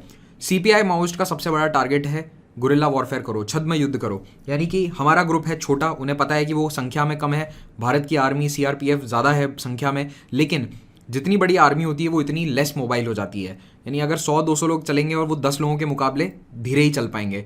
तो माओइस्ट नक्सली, इनका टारगेट रहता है कि इस तरह से घात लगा के छुप के बैठ जाओ कहीं पे झाड़ियों में और जंगलों में, और फिर जो भी टुकड़ी आती है आर्मी की या सीआरपीएफ की, उस पर हमला किया जाए। वैसे ध्यान रखना, आर्मी का यूज़ नहीं किया जाता है नक्सल ऑपरेशंस में, मेनली सीआरपीएफ यूज़ होती है, ठीक है, सेंट्रल रिजर्व पुलिस फोर्स, जो कि एक सीएपीएफ है, सेंट्रल आर्म्ड पुलिस फोर्सेज। ये क्या होते हैं ये भी मैं आपको आगे एक लेक्चर में बताने वाला हूँ वैसे, लेकिन आपको अभी थोड़ा सा आइडिया होना चाहिए कि सेंट्रल आर्म्ड पुलिस फोर्सेज के अंदर आते हैं सीआरपीएफ, बीएसएफ, सीआईएसएफ, ये जिन्हें आप आम भाषा में आप पैरामिलिट्री कहते हो, लेकिन एक्चुअली में ये पैरामिलिट्री है नहीं। फ़र्क क्या है आगे बताऊंगा। तो टारगेट क्या होता है? एम्बुश करी जाए, सैबोटाज, रेड, पेटी warfare, hit and run tactic, मारो और भाग जाओ, पुलिस स्टेशन पे बम फेंके और भाग गए, और एक्स्ट्राऑर्डिनरी मोबिलिटी, यानी तुरंत एक जगह से दूसरी जगह। तो जंगल में क्योंकि इनके रिक्रूटमेंट लोकल होते हैं, तो इन्हें पूरा टेरेन पता है, ज्योग्राफी पता है, तो ये एक जगह से दूसरी जगह पैदल जल्दी पहुंच जाते हैं, बजाय कोई गाड़ी से, सड़क मार्ग से जाता है। फिर है पावरफुल प्रोपेगेंडा मशीनरी। तो नक्सलाइट्स का प्रोपेगेंडा काफ़ी स्ट्रांग है। अब प्रोपेगेंडा केवल न्यूज़ चैनल या मीडिया में नहीं है, मैं बात कर रहा हूँ गांव-गांव में जो प्रोपेगेंडा होता है। जैसे जो नक्सल प्रभावित क्षेत्र है वहाँ पर भी ये अपनी टोलियाँ भेजते हैं जो नुक्कड़ नाटक करते हैं या फिर गाना बजाकर या फिर नाटक के माध्यम से लोगों को इन्फ्लुएंस करते हैं कि कैसे सरकार आपके साथ गलत कर रही है और हम आपके लिए काम कर रहे हैं, हम आपके लिए संघर्ष कर रहे हैं। तो एक तो जो मीडिया वाला है जो फ्रंटल ऑर्गेनाइजेशंस के थ्रू नेशनल मीडिया में, डिजिटल मीडिया में छाए रहने का तरीका है, और दूसरा है गाँव-गाँव जाकर नुक्कड़ नाटक या गाने के साथ अपना प्रोपेगेंडा गाँव वालों को बताना उनकी भाषा में। फिर है tactical counter offensive campaign, TCOC इसे कहते हैं। मार्च से लेकर जुलाई का जो महीना है, जब तक मानसून शुरू नहीं हो जाता, हर साल ये देखा जाता है कि नक्सल एक्टिविटी एकदम से बढ़ जाती है और ये आगे बढ़कर अटैक करते हैं। इस समय में माओइस्ट आगे बढ़कर बड़े बड़े अटैक्स को अंजाम देते हैं। जितने भी बड़े माओइस्ट हमले हुए हैं आप ध्यान दीजिए वो या तो अप्रैल या मई के महीने में हुए हैं। कारण ये है कि वो चाहते हैं कि हम आगे बढ़कर अगर हमला करते हैं तो पुलिस को या फिर CRPF को एक एरिया से दूसरी जगह जाना पड़ेगा और उसका फ़ायदा उठाकर हम अपना रिक्रूटमेंट कर लेंगे। अगर CRPF का कॉन्सेंट्रेशन इस जगह है, सोचो यहाँ पर एक पूरी CRPF की बटालियन तैनात है, यहाँ पे सोचो 1000 या 500 सैनिक तैनात हैं, तो अगर यहाँ पर इसी के आसपास कोई बड़ा हमला कर दिया जाता है यहाँ से 20 किलोमीटर दूर, तो अब यहाँ से 500 में से कम 200 सैनिक यहाँ तैनात कर दिए जाएंगे इस जगह, तो कुल मिलाकर ये फोर्स बढ़ जाएगी। तो ये एक तरह का टैक्टिकल काउंटर ऑफेंसिव कैंपेन है। होना क्या चाहिए, आर्मी नक्सलाइट्स पे हमला कर रही है, लेकिन इस समय उल्टा होता है। नक्सलाइट्स आते हैं, घात लगाकर बैठते हैं और आर्मी पे या फिर आई एम सॉरी बार बार मेरे मुंह से आर्मी निकल रहा है, CRPF समझिएगा, ठीक है, CRPF या पुलिस, तो वो CRPF या पुलिस के ऊपर बड़े बड़े हमले करते हैं। इसे कहा जाता है टैक्टिकल काउंटर ऑफेंसिव कैंपेन। फिर है फ्रेश स्ट्रैटेजी। तो अब थोड़ी सी स्ट्रैटेजी चेंज होती जा रही है माओइस्ट की। पहले माओइस्ट केवल जंगल वाले एरिया में लिमिटेड थे, लेकिन अब धीरे धीरे ये अर्बन एरियाज की ओर भी जा रहे हैं। ऐसा कहा जाता है कि जैसे जो मेन लीडर्स हैं गणपति राव, ये हैदराबाद, कोच्चि या इस तरह के बड़े शहरों में ही रह रहे हैं, वहाँ से अपना ऑपरेशन चला रहे हैं। दूसरा टारगेट ये है कि किसान और आदिवासी के अलावा जो दूसरा वर्ग है, नॉन पेजेंट क्लासेस है, उनको टारगेट किया जाए। तो खास करके जो केरल वाला एरिया है वहाँ पे ये कोशिश करी जा रही है कि नॉन पेजेंट क्लासेस को अपनी ओर लिया जाए, वर्कर्स हैं, इंडस्ट्रियल वर्कर्स हैं, उनमें अपनी पैठ बनाई जाए, वहाँ पे लेफ्ट विंग मूवमेंट को आगे बढ़ाया जाए। तीसरा है कि कहीं अगर कोई लोकल स्ट्रगल चल रहा है तो उसकी लीडरशिप अपने कंट्रोल में ले लो। फिर माइन वॉरफेयर, माइंस बिछाई जाती है। माइंस आई होप आप समझते हो, लैंड माइंस बिछाई जाती है ज़मीन के नीचे, अगर उनके ऊपर कोई गाड़ी निकल जाती है या कोई पाँव दे देता है तो वो ब्लास्ट हो जाएंगी। तो आज की तारीख में जितने भी मेजर अटैक्स हो रहे हैं वो सारे माइन बेस्ड होते हैं कि सड़क के नीचे माइंस बिछा दी जाती हैं, आगे जो कॉन्वॉय में गाड़ी चल रही है सबसे पहले वो ब्लास्ट हो जाएगी, पूरा कॉन्वॉय रुक जाएगा, फिर वहाँ पे घात लगाकर जो नक्सली बैठे हैं वो हमला कर देते हैं पूरी उसकी CRPF की टुकड़ी पे। फिर जन मिलिशिया जो है, जो एक तरह की सिविल फोर्स है नक्सलाइट्स की, उसे मिलिटराइज किया जा रहा है। धीरे धीरे उनको भी मिलिट्री ट्रेनिंग दी जा रही है। कोर जो है वो तो 6 से 7 हज़ार आर्म्ड नक्सल्स हैं, उसके अलावा 30 से 40 के बीच में ये जन मिलिशिया माना जाता है। तो अब धीरे धीरे नक्सल्स की कोशिश है कि इस जन मिलिशिया के हाथों में भी हथियार दिए जाएं, इन्हें भी मिलिट्री ट्रेनिंग दी जाए। फिर एक और नई टैक्टिक देखने को मिली है कि जहाँ पर भी एक तो होता है देखो नक्सल्स का लिबरेटेड जोन, फिर एक होता है जहाँ पे पुलिस प्रशासन बहुत स्ट्रांग है, यानी उसके बाहर का एरिया। तो नक्सल्स अब क्या कर रहे हैं कि बाहर जाकर इस एरिया पे टारगेट कर रहे हैं, यहाँ पे बड़े बड़े हमले कर रहे हैं। तो इससे क्या होगा कि एक डर सा बैठ जाएगा कि जहाँ पे पुलिस स्ट्रांग है, यानी पुलिस स्टेशन है जहाँ 50 पुलिस वाले तैनात हैं, वहाँ पर अगर नक्सल्स हमला कर देते हैं तो उससे एक फियर साइकोसिस आ जाता है लोगों के दिल और दिमाग में। तो अपने स्ट्रांग होल्ड के बाहर जाके, यानी लिबरेटेड जोन के बाहर निकल के बड़े बड़े हमलों को अंजाम दिया जा रहा है। फिर उसके बाद ऑर्गेनाइजेशनल बेसिस हैं जो टाउन्स में एस्टैब्लिश किए जा रहे हैं इन गुरिल्ला जोन्स के। तो जैसे ये लिबरेटेड जोन है, इससे 50 किलोमीटर दूर कोई बड़ा शहर है, तो इस बड़े शहर के अंदर अपना बेस एस्टैब्लिश करने की कोशिश की जाएगी। कुल मिला के नक्सल सब जंगल से अर्बन एरियाज की तरफ कर रहे हैं कोशिश माइग्रेट करने की, और अपना बेस बढ़ाकर आदिवासीज के अलावा नॉन आदिवासीज को भी अपनी साइड में लेने की कोशिश कर रहे हैं। फिर देखते हैं कि अदर टेररिस्ट ऑर्गेनाइजेशंस के साथ क्या लिंक है। तो CPI माओइस्ट जो है वो उत्तर पूर्व के काफ़ी सारे ऑर्गेनाइजेशन से बहुत अच्छी सांठगांठ रखता है, खास करके RPF, PLA जो मणिपुर का है, और नागालैंड का NSCN। ये मैंने आपको NSCN पढ़ाया था, तब भी मैंने आपको ये चीज़ बताई थी। होता क्या है कि NSCN क्योंकि म्यांमार बॉर्डर को शेयर करता है और वहाँ से हथियारों की तस्करी काफ़ी आसानी से हो जाती है, तो NSCN, RPF ये सारे ग्रुप्स नक्सल्स को हेल्प करते हैं हथियार सोर्स करने में, वेपन्स लाने में। और थाईलैंड और चाइना दुनिया का सबसे बड़ा इलीगल वेपन्स का मार्केट, मतलब प्रोड्यूसर है, मैन्युफैक्चरर्स हैं, तो वहाँ से आसानी से हथियार स्मगल हो जाते हैं। तो जो चाइना बॉर्डर है और थाईलैंड म्यांमार वाला जो रूट है, वहाँ से हथियार स्मगल होकर NSCN यहाँ तक पहुँचा देता है। तो इनकी काफ़ी अच्छी ट्यूनिंग बैठती है, सांठगांठ काफ़ी अच्छी है। फिर इसके अलावा जम्मू कश्मीर के जो टेररिस्ट ऑर्गेनाइजेशंस हैं, अब इनके साथ कोई डायरेक्ट लिंक नहीं है, लेकिन मॉरल सपोर्ट दोनों एक दूसरे को देते रहते हैं। ये भी उनके फेवर में स्टेटमेंट दे देते हैं और ये भी इनके फेवर में स्टेटमेंट दे देते हैं। और इन्हें नक्सल्स कहते हैं कि हम तो भारत राज्य के अगेंस्ट हैं, तो जो भी भारत राज्य से लड़ाई लड़ रहा है वो हमारा दोस्त है, तो चाहे वो उत्तर पूर्व के संगठन हो या फिर चाहे कश्मीर के संगठन हो। हालांकि कश्मीर वालों के साथ कोई डायरेक्ट टाइज नहीं है कि कोई हथियार का लेना देना हो रहा है, वो मेनली नॉर्थ ईस्ट के NSCN ग्रुप्स के साथ हैं। और एक और रीज़न है क्योंकि ये लेफ्ट विंग पार्टीज़ को चाइना से भी एक टैसिट सपोर्ट मिलता है, थोड़ा सा सपोर्ट तो मिलता ही है, तो चाइना भी कोशिश करता है कि हथियार वहाँ से, जो ईस्टर्न बॉर्डर है हमारा नॉर्थ ईस्ट वाला, वहाँ से पुश करके NSCN और इन अन्य संगठनों के द्वारा नक्सल्स तक पहुँच जाएँ। फिर CPI माओइस्ट के अच्छे लिंक्स हैं फिलीपींस, टर्की जैसे देशों में। इन देशों में भी नक्सलवादी गुट हैं, यानी वहाँ पर भी माओइस्ट इंसर्जेंसी चल रही है। जैसे फिलीपींस में मिंडनाओ वाला जो आइलैंड है, वहाँ पे एक लेफ्ट विंग इंसर्जेंसी चल रही है। टर्की में भी एक लेफ्ट विंग इंसर्जेंसी जारी है 20-30 साल से। तो वहाँ के जो संगठन हैं उनके साथ भी CPI माओइस्ट का लिंक रहता है। हालांकि इसका लॉन्ग टर्म इफेक्ट क्या है या फिर डायरेक्ट इफेक्ट क्या पड़ता है ये अभी तक क्लियर नहीं है, क्योंकि डायरेक्टली तो देखो हथियार इनके पास आ नहीं सकते, लेकिन हाँ मॉरल सपोर्ट रहता है, इनके लीडर्स मिलते रहते हैं और टच में रहते हैं। फिर आते हैं हम सोर्स ऑफ फंडिंग पे और ऑर्गेनाइज क्राइम से क्या लिंक है। तो जो नक्सल्स का सबसे बड़ा सोर्स है पैसों का वो है एक्सटॉर्शन। एक्सटॉर्शन का मतलब कि आप किसी के सर पर बंदूक तान दें और बोले पैसे निकालो। तो ये एक्सटॉर्शन का जो काम है ये धड़ल्ले से चलता है छत्तीसगढ़, झारखंड, उड़ीसा वाले बेल्ट में। और इतना कैसे सक्सेसफुल है, क्योंकि ये भारत का सबसे रिच एरिया है खनिज संपदा में। मिनरल्स के मामले में ये तीनों स्टेट्स बहुत ही रिच हैं, और जितनी भी माइनिंग कंपनीज हैं, प्राइवेट कंपनीज हैं, गवर्नमेंट PSUs हैं, सभी से ये एक्सटॉर्शन मनी मांगा जाता है। और इसे कहते हैं ये लोग प्रोटेक्शन मनी, कि हम आपको प्रोटेक्ट कर रहे हैं। किससे प्रोटेक्ट कर रहे हैं? अरे भाई खुद ही से तो प्रोटेक्ट कर रहे हो, बंदूक लेकर ही तुम आ रहे हो, तो तुम ही से प्रोटेक्शन है। खैर नॉर्थ ईस्ट में भी यही है, एक्सटॉर्शन वाला पैसा है, उसी का सबसे बड़ा फंडिंग सोर्स है। नक्सल्स में भी यही है। तो ज़्यादातर जो पैसा है वो प्रोटेक्शन मनी के तौर पे या एक्सटॉर्शन के तौर पर उगाया जाता है। जम्मू कश्मीर वाली इंसर्जेंसी में क्या है, वहाँ पे जम्मू कश्मीर मिलिटेंसी को मेनली पैसा आता है ISI के द्वारा या फिर बाहर की जो चैरिटीज़ हैं उनके द्वारा। वहाँ पे एक्सटॉर्शन वाला काम इतना नहीं है। फिर कई बार किडनैपिंग करी जाती है। बड़े बड़े ऑफिसर्स जो PSU के हैं या फिर कोई बिजनेसमैन है, डॉक्टर्स हैं, उनको किडनैप कर लिया जाता है ताकि अमीर लोग डर में रहें और पैसा आराम से दे दें। और काफ़ी किडनैपिंग्स होती है और पैसे भी जनरली लोग दे ही देते हैं। तो ये जो मिनरल रिच एरिया है, कोल है, आयरन, बॉक्साइट, मैंगनीज, निकल, कॉपर, इतना सारा मिनरल है, इसी एरिया में सबसे ज़्यादा नक्सलवाद फल फूल रहा है। जहाँ पे खनिज संपदा नहीं है वहाँ पर नक्सलवाद नहीं चल सकता। उड़ीसा, झारखंड जो है ये कोल रिजर्व, भारत का आधे से ज़्यादा कोल रिजर्व इन्हीं दो राज्यों में है। और कोल भारत का आज भी सबसे बड़ा एनर्जी सोर्स है। चाहे हम रिन्यूएबल पे कितना भी पुश कर रहे हो, लेकिन अभी भी परसेंटेज वाइज कोल सबसे बड़ा है और अगले कम से कम 20 साल तक तो रहेगा। तो आप ये देखिए कि नक्सलवाद केवल भारत की सिक्योरिटी को थ्रेट नहीं है, भारत की एनर्जी सिक्योरिटी को भी थ्रेट है।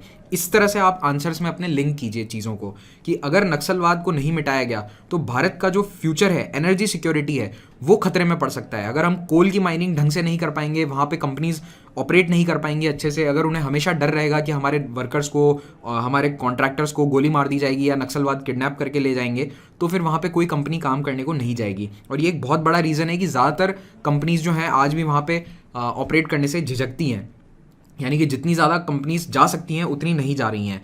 तो इसीलिए Naxalism is not only a threat to internal security but is also a threat to energy security of India. तो इस तरह से क्वेश्चन फ्रेम किया जा सकता है और आप उस पर आंसर लिख सकते हैं। फिर नक्सलाइट्स अपने आप को इस तरह से बताते हैं कि हम गरीबों के मसीहा हैं, हम गरीबों के देवता हैं, लेकिन ऐसा कुछ है नहीं। इनका ये मानना है कि पॉलिटिकली हमें सत्ता हासिल करनी है। ये बात साफ तौर पर इनके एजेंडा में, इनके प्रोपेगेंडा में, मटेरियल्स में लिखी हुई है।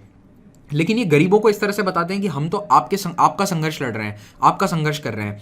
तो हम जो पॉलिटिकल पावर चाहते हैं वो समाज में सुधार करने के लिए चाहते हैं, लेकिन सच्चाई ये है कि इनका अल्टीमेट एम पॉलिटिकल पावर हासिल करना है। और जैसे दुनिया में ज़्यादातर जगह लेफ्ट विंग क्रांति होने के बाद पॉलिटिकल पावर कम्युनिस्ट के हाथ में आया और वहाँ पे बहुत ही क्रूर शासन हुआ है, तानाशाह की तरह शासन हुआ है, वही सिचुएशन यहाँ पर भी होगी अगर ऐसा हो जाता है। आप इतिहास उठाकर देख लीजिए, गिने चुने 1 या 2 एग्जाम्पल है जहाँ पे कम्युनिस्ट सरकारें डेमोक्रेटिकली काम करी हों।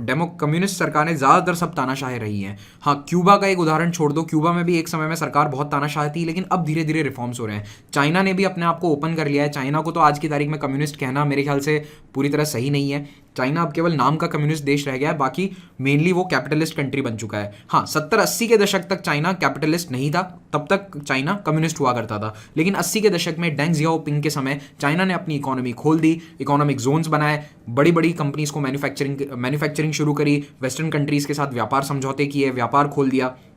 तो अब चाइना एक ट्रूली कम्युनिस्ट कंट्री नहीं है, तो इसीलिए चाइना आज भी सर्वाइव कर रहा है। बाकी जितने भी कम्युनिस्ट देश हैं लगभग सब फेल हो चुके हैं, सारे कम्युनिस्ट कंट्रीज फेल कर गए हैं सिवाय क्यूबा और चाइना के, और एक नॉर्थ कोरिया बचा है, जो नॉर्थ कोरिया बहुत ज़्यादा तानाशाह है। तो आप ये देखिए कि लेफ्ट पार्टीज जहाँ एक्चुअल कम्युनिज्म पावर में आया वो बहुत ज़्यादा तानाशाही रहा, बहुत उसने हिंसा का रूप अपनाया और हिंसक माध्यम के द्वारा सत्ता में बने रहे। फिर माओइस्ट चाहते हैं कि गरीबी बनी रहे, क्योंकि अगर गरीब नहीं रहेंगे तो उन्हें सपोर्ट कौन करेगा। तो इसीलिए वो कोशिश ये करते हैं कि जहाँ भी डिस्ट्रिक्ट एडमिनिस्ट्रेशन विकास का काम कर रहा है उसे रोका जाए, तो चाहे वो बिजली हो, वाटर सप्लाई हो, सड़कें बन रही हो, हमेशा उसका अपोज किया जाएगा। अब हम आते हैं फैक्टर्स रिस्पॉन्सिबल फॉर नक्सलिज्म, कि आज भी आज़ादी के 70 सालों बाद भी आखिर नक्सलिज्म क्यों चल रहा है, क्यों ये बढ़ता जा रहा है कम होने की बजाय, या फिर ख़त्म नहीं हो पाया है। तो सबसे बड़ा कारण ये है कि डेवलपमेंट। तो डेवलपमेंट जितना होना चाहिए उतना नहीं हो पाया है। जो डेवलपमेंट महाराष्ट्र, गुजरात, तमिलनाडु जैसे राज्यों ने देखा उतना छत्तीसगढ़, झारखंड, बिहार, पश्चिम बंगाल इन राज्यों ने नहीं देखा है। और जितना इकोनॉमिक डेवलपमेंट में डिस्पैरिटी होगी उतना ही सोशो इकोनॉमिक प्रॉब्लम्स भी होंगी।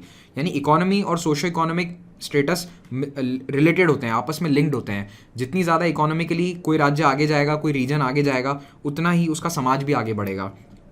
तो अब ये फैक्टर्स हैं, देखो इस तरह से क्लासिफाई किया है इन्हें मैंने, जल, जंगल, जमीन, ठीक है, 3 ये मुद्दे हैं मेन। तो सबसे पहला ये है कि लैंड रिफॉर्म्स भारत के अंदर कम्प्लीटली हुए नहीं हैं, अच्छे से हुए नहीं हैं। लैंड सीलिंग का मतलब ये होता है हर जगह आज़ादी के बाद एक कानून लाया गया कि सीलिंग होगी, कि एक आदमी 100 बीघा से ज़्यादा ज़मीन नहीं रख सकता, या एक आदमी 200 बीघा से ज़्यादा ज़मीन नहीं रख सकता। लेकिन लोगों ने उसमें लूप होल निकाल दिए। तो आज भी जो पुराने बड़े बड़े ज़मींदार हैं उनके पास 200, 400, 500 बीघा ज़मीन है, परिवार में अलग अलग लोगों के नाम करवा लेते हैं, इस तरह के लूप होल्स निकाल लेते हैं। तो जो ज़मीन सरकार ने सोचा था कि हम भूमिहीन किसानों को देंगे, जो खेती करता है एक्चुअली, वो उसे मिल नहीं पाई है, यानी असलियत में मिल नहीं पाई है। हाँ, कई राज्यों ने लैंड रिफॉर्म्स अच्छे से किए हैं, जैसे पश्चिम बंगाल है, केरल है, यहाँ पे लैंड रिफॉर्म्स काफ़ी सक्सेसफुल रहे, लेकिन पूरे भारत में नहीं हो पाए। फिर एनक्रोचमेंट हो जाता है गवर्नमेंट और कम्युनिटी लैंड्स का। जो बड़े बड़े पैसे वाले, रसूख वाले लोग हैं वो सरकारी ज़मीन पे कब्जा कर लेते हैं, और उसके कारण जो आदिवासी या गाँव के लोग हैं उनका हक उस ज़मीन से चला जाता है। फिर non regularisation of traditional land rights. Traditionally Adivasi समाज में ये होता था कि ज़मीन का कोई मालिक नहीं है, फॉरेस्ट का, जंगल का कोई मालिक नहीं है, जंगल सबका है, कॉमन प्रॉपर्टी है। जो जंगल में जाएगा वहाँ के फॉरेस्ट प्रोड्यूस को तोड़ के लाएगा, तेंदूपत्ता लेकर आएगा, उसे मार्केट में बेचेगा। अंग्रेज़ों ने इन नियमों को चेंज किया। अंग्रेज़ों ने कहा कि हम जंगल के मालिक हैं, हम जिसे लाइसेंस देंगे केवल वो फॉरेस्ट में जा सकता है। और यही परंपरा, यही सिस्टम आज़ादी के बाद भारत सरकार ने भी फॉलो किया। फाइनली अब जाकर फॉरेस्ट राइट्स एक्ट पास होने के बाद इसमें चेंज लाया जा रहा है, लेकिन एफआरए भी अभी तक पूरी तरह से लागू नहीं है। फॉरेस्ट राइट एक्ट के अंदर साफ तौर पर कहा गया है कि जंगल पर पहला अधिकार वहाँ के मूल निवासी या आदिवासियों का है, लेकिन इसका कंप्लीट इम्प्लीमेंटेशन ग्राउंड लेवल पर, धरातल पर एफआरए अभी भी लागू नहीं हो पाया है। जहाँ जहाँ हो रहा है वहाँ पे स्थिति सुधर रही है, लेकिन हर जगह नहीं हुआ है, क्योंकि देखो फॉरेस्ट डिपार्टमेंट का बहुत बड़ा इसमें पैसा है। फॉरेस्ट डिपार्टमेंट कॉन्ट्रैक्ट देता है टिम्बर का, तेंदूपत्ते का, कई तरह के फॉरेस्ट प्रोडक्ट्स होते हैं, तो उन्हें काट कर बेचने के ठेके उठते हैं। तो वो ठेके फॉरेस्ट डिपार्टमेंट अपने हाथ से जाने नहीं देना चाहता, इसीलिए एफआरए को कई जगह लागू नहीं किया जा रहा है। एफआरए पे जब भी कोई एडिटोरियल आता है तो आप प्लीज़ उसे पढ़िए अच्छे से, और उसके पॉइंट्स आप यहाँ पर भी ऐड कीजिए। फिर लैंड एक्विजिशन। तो भारत में जितने भी बड़े बड़े डेवलपमेंट प्रोजेक्ट्स आए, चाहे वो डैम्स हों, पावर प्रोजेक्ट्स हों, उनमें जब ज़मीन अधिग्रहित करी गई तो जो भी लोग एक जगह से दूसरी जगह विस्थापित हुए उन्हें प्रॉपरली ज़मीन नहीं दी गई, पैसा नहीं दिया गया। सबसे बड़ा एग्जांपल है उसका नर्मदा डैम। नर्मदा डैम कई सालों से बन रहा है, 50 साल से भी ज़्यादा हो चुके हैं उसे बनते हुए। आज भी वहाँ पर लैंड एक्विजिशन और रिहेबिलिटेशन का काम पूरा नहीं हुआ है। कई आदिवासी हैं जिन्हें आज भी दर दर की ठोकरें खानी पड़ रही है अपनी ज़मीन के लिए, क्योंकि उनका जो गांव था, उनकी ज़मीन थी, वो तो पानी के नीचे डूब चुकी है, लेकिन अभी भी सरकार ने उन्हें दूसरी जगह ज़मीन नहीं दी है। फिर जो पुराने रिलेशनशिप था, ट्राइबल फॉरेस्ट रिलेशनशिप, उसे तार तार कर दिया। इसमें देखो अंग्रेज़ों का भी हाथ है और आज़ादी के बाद भारत सरकार का भी रोल है। तो कुल मिलाकर जो जल, जंगल और ज़मीन के मुद्दे हैं ये बहुत बड़े एक इमोशनल कॉज हैं और साथ साथ में फाइनेंशियल कॉज भी रहे हैं नक्सलिज्म को बढ़ावा देने के लिए। फिर आओ डेवलपमेंट डेफिसिट। तो सरकार के ये काम थे कि अनएम्प्लॉयमेंट कम होना चाहिए, गरीबी कम होनी चाहिए, इंफ्रास्ट्रक्चर बनना चाहिए, एजुकेशन होना चाहिए, हेल्थ फैसिलिटी मिलनी चाहिए। अब आप वैसे तो कह सकते हो कि भारत में सभी जगह ये पूरी फैसिलिटीज़ नहीं है, लेकिन जो स्थिति एक गुजरात या फिर उत्तर प्रदेश के राज्य में है उससे 10 गुना बदतर स्थिति झारखंड या फिर छत्तीसगढ़ के उन एरियाज़ में है जहाँ पे नक्सलवाद आज भी जारी है। तो आपको लगता है कि अनएम्प्लॉयमेंट, पॉवर्टी तो पूरे देश का मुद्दा है, लेकिन इन जगहों पे ये मुद्दे 10 गुना एम्पलीफाई हो जाते हैं, तो इसलिए यहाँ पे ये समस्या ज़्यादा है। फिर है सोशल एक्सक्लूजन और एलियनेशन। तो जब सीआरपीएफ या आर्म्ड फोर्सेस का यूज़ किया गया नक्सलवाद को कर्ब करने के लिए तो ह्यूमन राइट्स अब्यूज़ हुए, गांव वालों को जेल में डाला गया, पूछताछ करी जाती है। तो कई तरह के मानवाधिकार से रिलेटेड मुद्दे उठकर आए हैं। Abuse of dignity of life, कई बार महिलाओं को जेल में रखा गया, पुलिस स्टेशंस में रखा गया, और कई ऐसे भी केसेस आए हैं जहाँ पे महिलाओं का रेप किया गया पुलिस फोर्सेस द्वारा। तो उनमें जब सज़ा नहीं मिलती तो एक लॉ एंड ऑर्डर का ब्रेकडाउन होगा। वहाँ का समाज, वहाँ के लोग ये सोचेंगे कि इस सिस्टम में, इस जस्टिस सिस्टम में हमारे साथ न्याय नहीं होगा।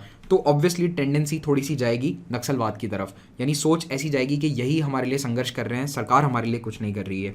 और मेन स्ट्रीम सोसाइटी से डिस्कनेक्ट है कि भारत की जो मेन स्ट्रीम है, ये प्रॉब्लम नॉर्थ ईस्ट में भी थी। आपने देखा कि मेन स्ट्रीम सोसाइटी के साथ इतना जुड़ाव नहीं है। आप रैंडमली किसी से पूछिए उत्तर भारत या दक्षिण भारत के व्यक्ति से कि छत्तीसगढ़ में 4 शहरों के नाम बता दे, शायद कैपिटल के बाहर दूसरे या तीसरे शहर तक नहीं पहुंच पाएगा। अगर आप छत्तीसगढ़ झारखंड से हैं तो ऑब्वियसली आप तो बता पाएंगे, लेकिन अगर आप किसी अन्य राज्य से हैं तो आपके लिए भी एक चैलेंज है। बताइए आप भी चार शहरों के या 4 डिस्ट्रिक्ट्स के नाम बता दीजिए छत्तीसगढ़ के। तो एक डिस्कनेक्ट सा है कि आप खुद उस एरिया को ज़्यादा जानकारी नहीं जानते, आप उस एरिया को तवज्जो नहीं देते। तो ये डिस्कनेक्ट, ये डिसकंटेंट सरकार के खिलाफ है, समाज के खिलाफ भी है। फिर है गवर्नेंस डेफिसिट। तो अब ये गवर्नेंस डेफिसिट फिर से सरकारी लापरवाही है कि रूटीन एडमिनिस्ट्रेशन स्ट्रांग नहीं है। वहाँ पे जो पर्सनल हैं, पब्लिक पर्सनल, जो सरकारी कर्मचारी हैं, वो कॉम्पिटेंट नहीं है या फिर उनकी ट्रेनिंग पूरी नहीं है। वो इस तरह से उनकी ट्रेनिंग नहीं दी गई कि आपको नक्सल प्रभावित एरिया में काम करने के लिए कुछ एक्स्ट्रा स्किल्स चाहिए, आपको और ज़्यादा लोगों से प्रेम से बात करनी होगी, आपको और ज़्यादा एम्पैथी दिखानी होगी। उस एम्पैथी की कमी है। फिर जो नॉर्मल गवर्नमेंट स्कीम्स में करप्शन है वो यहाँ पे और ज़्यादा एम्पलीफाइड है।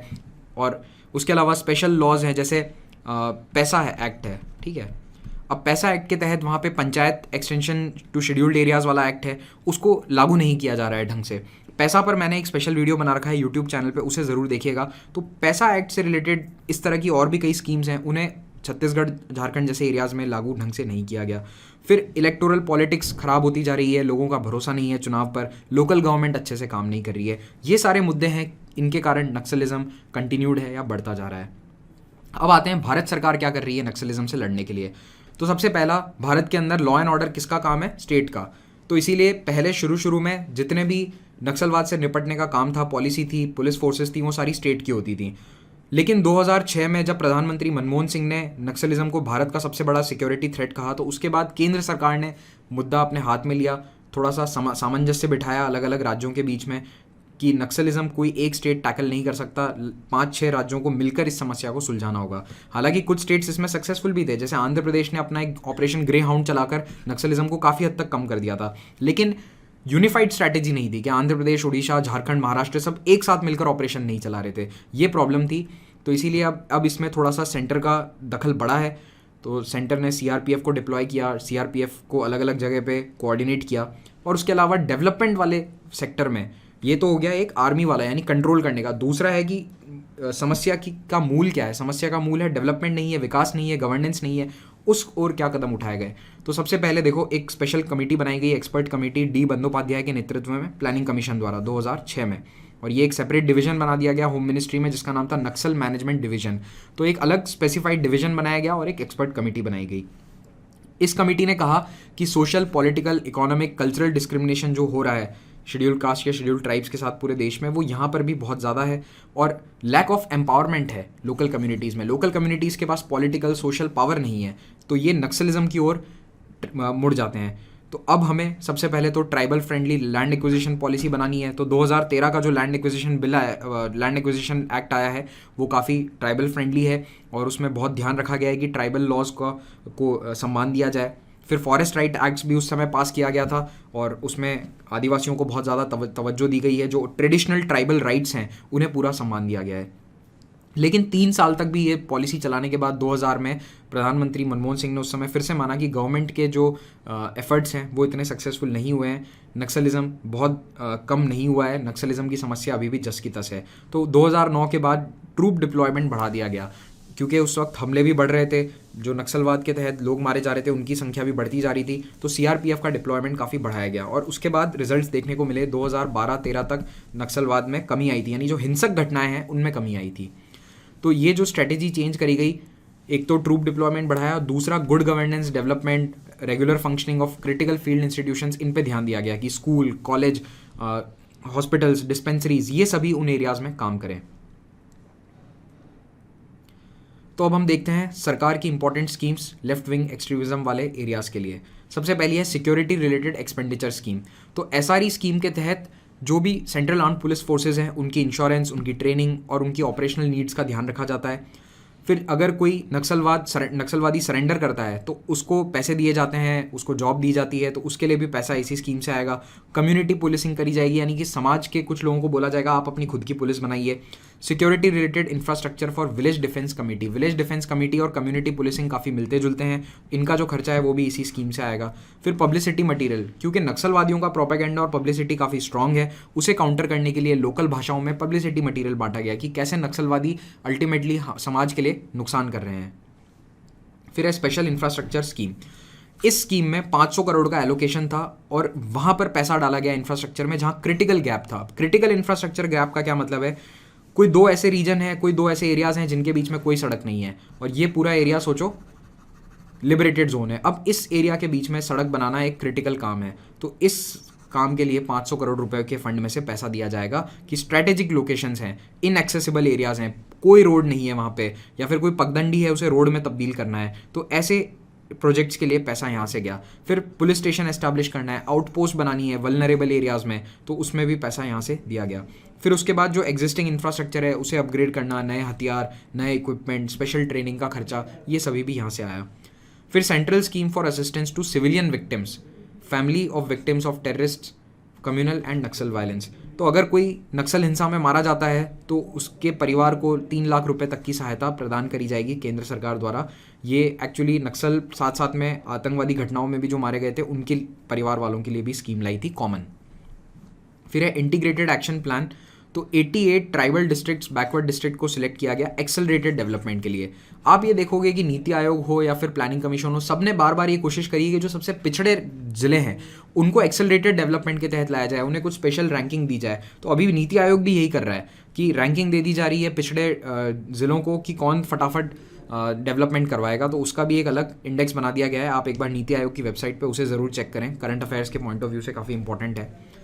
तो यहाँ पे टारगेट ये दिया गया कि 30 करोड़ रुपए खर्च करने हैं, और खर्च करने का डिसीजन कौन लेगा, 3 आईएएस ऑफिसर यानी डिस्ट्रिक्ट मजिस्ट्रेट, आईपीएस ऑफिसर यानी सुपरिटेंडेंट ऑफ पुलिस, और तीसरा इंडियन फॉरेस्ट ऑफिसर यानी डिस्ट्रिक्ट फॉरेस्ट ऑफिसर। ये तीनों मिलकर एक कमेटी पे बैठेंगे और ये कमेटी डिसाइड करेगी कि इस 30 करोड़ रुपए को कहाँ खर्च किया जाएगा।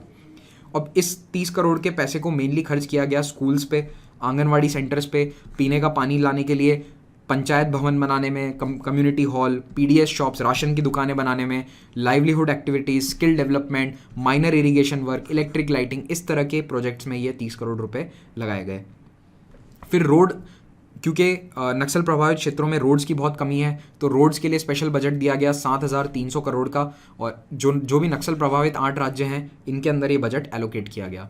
फिर फोर्टिफाइड पुलिस स्टेशन। फोर्टिफाइड का मतलब है कि जहाँ पे पुलिस स्टेशन को प्रोटेक्ट करने के लिए एक्स्ट्रा सिक्योरिटी मेजर्स हैं, फोर्ट यानी किले की तरह उसे बना दिया गया है। मैंने आपको बताया था कि सबसे ज़्यादा नक्सल हमले पुलिस स्टेशन पे ही होते हैं, तो इसीलिए पुलिस स्टेशन में एक्स्ट्रा सिक्योरिटी की ज़रूरत है, और ऐसे 400 पुलिस स्टेशन को चिन्हित किया गया जहाँ पे सबसे ज़्यादा थ्रेट है, और उन्हें एक्स्ट्रा पैसे दिए गए 2 करोड़ रुपये तक, ताकि आप बड़ी दीवार बना सकें, एक्स्ट्रा हथियार ले सकें। फिर है सिविक एक्शन प्रोग्राम। तो सिविक एक्शन प्रोग्राम के अंदर होम मिनिस्ट्री ने कुछ चेंजेस लाए कि पहले होता था कि स्कीम का पैसा किसी डिस्ट्रिक्ट में जाएगा, लेकिन अब ये पैसा किसी इंडिविजुअल ओरिएंटेड या प्रोजेक्ट ओरिएंटेड अप्रोच पे जा सकता है, यानी किसी एक प्रोजेक्ट के लिए भी स्पेशल फंड दिया जा सकता है। तो इस प्रोजेक्ट को नाम दिया गया विनिंग हार्ट्स एंड माइंड, कि दिल और दिमाग दोनों जीतने हैं। तो सीआरपीएफ, बीएसएफ जो नक्सलवादियों से लड़ रहे हैं वहाँ पे, पहले भी उनको पैसा दिया जाता था कुछ प्रोजेक्ट्स के लिए, लेकिन अब जो सीआरपीएफ की टुकड़ी है या फिर जो लोकल सीआरपीएफ ऑफिसर है उसके पास ये पावर है कि वो चाहे तो जिस गांव के आसपास वहाँ पे बेस है वहाँ पे वो स्पेशल प्रोजेक्ट ला सकता है किसी एक पर्टिकुलर गांव के लिए। कोई ब्रिज बनाना है, कोई रोड बनवानी है, कोई स्पेशल ड्रिंकिंग वाटर प्रोजेक्ट है, इरिगेशन स्कीम है, तो इन सब पे 20 करोड़ रुपए पर एनम सालाना खर्च किए जा सकते थे।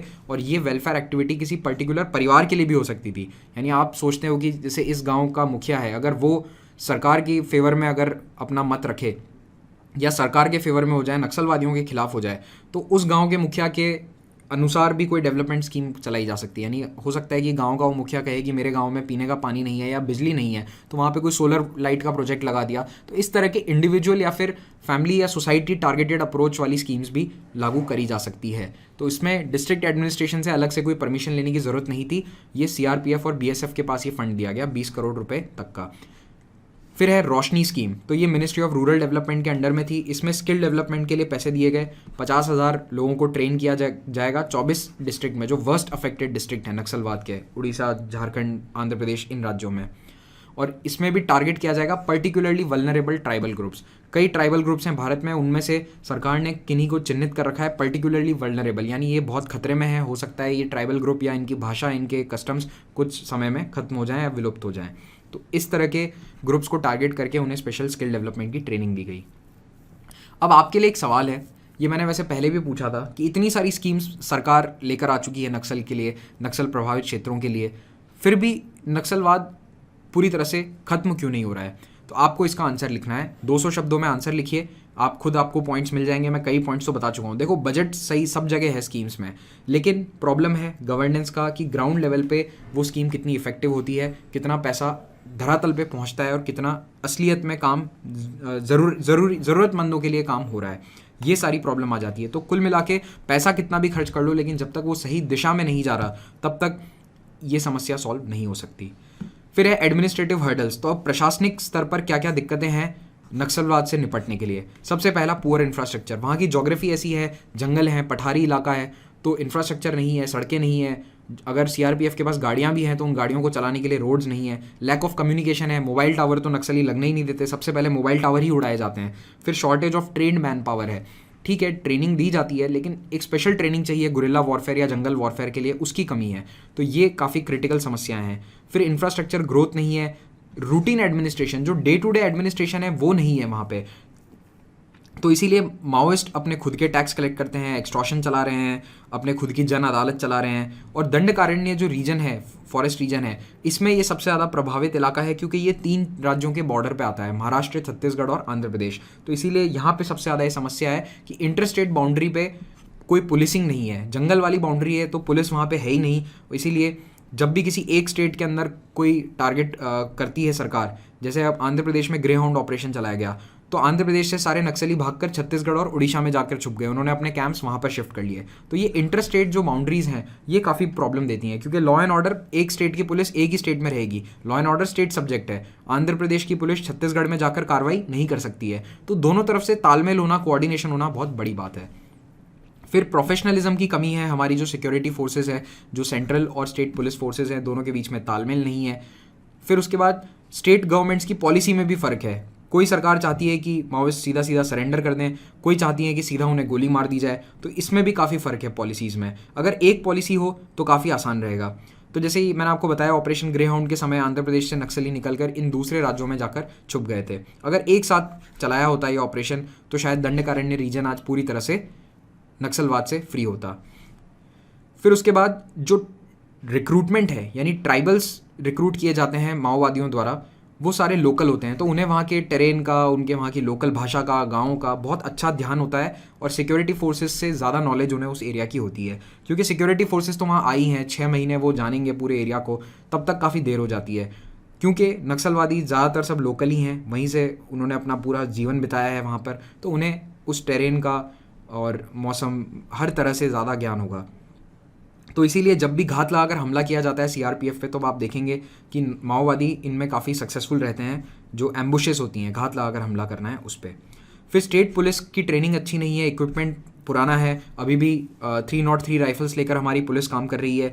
तो जहां नक्सलवादियों के पास AK-47 है, वहां पुलिस के पास आज से 50-50 साल पुरानी राइफल्स हैं। तो इस इक्विपमेंट की कमी की बहुत ज़्यादा प्रॉब्लम है, और ये स्टेट पुलिस का मुद्दा है। मेनली स्टेट पुलिस में ज़्यादा दिक्कत है। सेंट्रल फोर्सेस के पास फिर भी हथियार तो है, लेकिन सेंट्रल फोर्सेस क्योंकि अब दूसरे एरिया से आई है, तो उनके पास इतना कमिटमेंट और मोटिवेशन नहीं है। जो जवान एक सीआरपीएफ का उस एरिया में जाता है, वो ये सोचता है कि मेरे पास 1 साल है, 2 साल का मेरा डिप्लॉयमेंट है, मैं अपना 1 साल 2 साल यहाँ निकालूं और फिर चला जाऊँ। मैं ये नहीं कह रहा कि सबकी मेंटल सबकी सोच ये होती है, सबकी मनोस्थिति ये होती है, लेकिन एक आम धारणा ऐसी ही होती है कि ये जो डिप्लॉयमेंट है, इसे जैसे तैसे पूरा करके दूसरे एरिया में जाया जाए।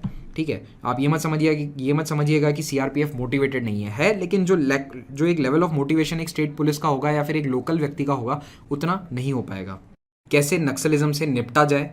तो सबसे पहली बात सरकार को ये समझना होगा, स्टेक होल्डर्स को ये समझना होगा कि नक्सलिज्म केवल एक लॉ एंड ऑर्डर का मुद्दा नहीं है, कि केवल हम कानून व्यवस्था सुधार के नक्सलिज्म को सॉल्व नहीं कर सकते। ये मुद्दा जुड़ा है विकास से। जब तक विकास की गंगा उस क्षेत्र में नहीं बहेगी जहाँ नक्सलिज्म अभी लागू है, जारी है, तब तक नक्सलिज्म कभी मिट नहीं सकता। और ये कोई एक इत्तेफाक नहीं है कि नक्सलिज्म केवल उन एरियाज़ में है जहाँ पे विकास नहीं हुआ है या फिर जो ट्राइबल एरियाज़ हैं। ये एक रीज़न है बहुत बड़ा कि वहाँ विकास नहीं है, इसीलिए नक्सलिज्म फैल रहा है। तो अगर आपसे पूछा जाता है कि नक्सलिज्म जारी रहने के कारण क्या है, तो आप ये कारण गिना सकते हैं डायरेक्टली। एक्सप्लॉयटेशन, समाज का एक तबका दूसरे वर्ग का शोषण कर रहा है। आर्टिफिशियली डिप्रेस्ड वेजेस, ज़्यादा सैलरीज नहीं है वहाँ पे उस एरिया में। तीसरा, एम्प्लॉयमेंट की कमी है, इनएडिक्वेट एम्प्लॉयमेंट अपॉर्चुनिटीज़, यानी कि बेरोज़गारी छाई हुई है।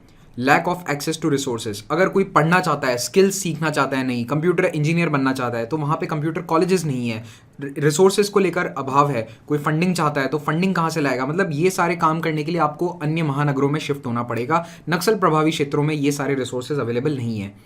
इंटरनेट चाहिए, मतलब बेसिक रिसोर्स, चलो फंडिंग स्टार्टअप्स ये तो बहुत आगे की बात है, एक बेसिक रिसोर्स है। कोई भी छोटा बिजनेस चलाने के लिए आपको इंटरनेट की भी आवश्यकता है, तो वो भी नहीं है। अंडर डेवलप्ड एग्रीकल्चर, पठारी क्षेत्र होने के कारण खेती वैसे भी वहाँ थोड़ी मुश्किल है। फिर जोग्राफिकल आइसोलेशन, कि प्लेन्स एरिया नहीं है तो ट्रेन, रोड्स, इन सभी की कनेक्टिविटी का अभाव है। लैंड रिफॉर्म्स नहीं हुए हैं, भूमि सुधार जो हुए हैं आज़ादी के बाद से वो इतने सक्सेसफुली इस एरिया में नहीं हुए। तो ये सभी कारण हैं कि नक्सलाइट मूवमेंट जो है वो अभी भी वहाँ जारी है। तो अगर 2 मार्क्स या 4 मार्क्स का क्वेश्चन पूछा जाता है कि नक्सलिज्म जारी रहने के कारण क्या क्या हैं, तो आप सीधे तौर पर इन्हें लिख सकते हैं। फिर एक बात और इम्पॉर्टेंट है, हमें ये समझना होगा कि इतिहास ये गवाही देता है कि कभी भी जनता हिंसा को सपोर्ट नहीं करती। जहाँ तक हो सके आम आदमी हिंसा से दूर रहना चाहता है। हिंसा समाज तभी अपनाता है जब कोई मजबूरी हो या बहुत ज़्यादा विषम परिस्थितियाँ आ पड़े। तो इसीलिए नॉन वायलेंस वो रास्ता है जो आम आदमी अपनाना चाहेगा। तो इसीलिए हमें ये ध्यान रखना होगा, सरकार को भी दिमाग में रखना होगा कि नक्सलिज्म लोगों की चॉइस नहीं है, मजबूरी है। अगर चॉइस दी जाए विकास की तो लोग नॉन वायलेंस चुनेंगे, विकास चुनेंगे, बजाय हिंसा के और नक्सलवाद के। तो नक्सलवाद जो है वो कोई प्रॉब्लम नहीं है। नक्सलवाद तो केवल एक बीमारी का सिम्टम है, यानी बीमारी का लक्षण है। जब तक बीमारी नहीं मिटेगी, बीमारी क्या है? विकास की कमी। जब तक विकास की कमी पूरी नहीं होगी तब तक नक्सलवाद रूपी जो लक्षण है वो नहीं जाएगा। क्या कारण है कि नक्सलवाद गुजरात में नहीं दिखता, पंजाब में नहीं दिखता, गुड़गांव और हैदराबाद के आईटी पार्क्स में नहीं दिखता? कारण केवल ये है कि इन एरिया में गरीबी नहीं है। जहाँ पर भी गरीबी है वहीं केवल नक्सलिज्म और माओवाद पनपता है। जैसे कि माओवाद खुद चाइना के अंदर अब कम होता जा रहा है। माओइस्ट आइडियोलॉजी चाइना कब का छोड़ चुका है। चाइना अब काफ़ी हद तक कैपिटलिस्ट कंट्री बन चुका है। चाइना के अंदर अरबपति, बहुत सारे अरबपति हैं, जबकि एक समय में माओ के समय में ये पॉसिबल ही नहीं था। उस समय तो जो अमीर व्यक्ति था उसे उसके धन संपदा सारी लेकर स्टेट अपने पास रख लेता था, लेकिन अब चाइना के अंदर बहुत बिलियनर्स हैं। तो माओइस्ट आइडियोलॉजी चाइना में फेल हो रही है लेकिन नेपाल में बढ़ती जा रही है। कारण क्या है? गरीबी।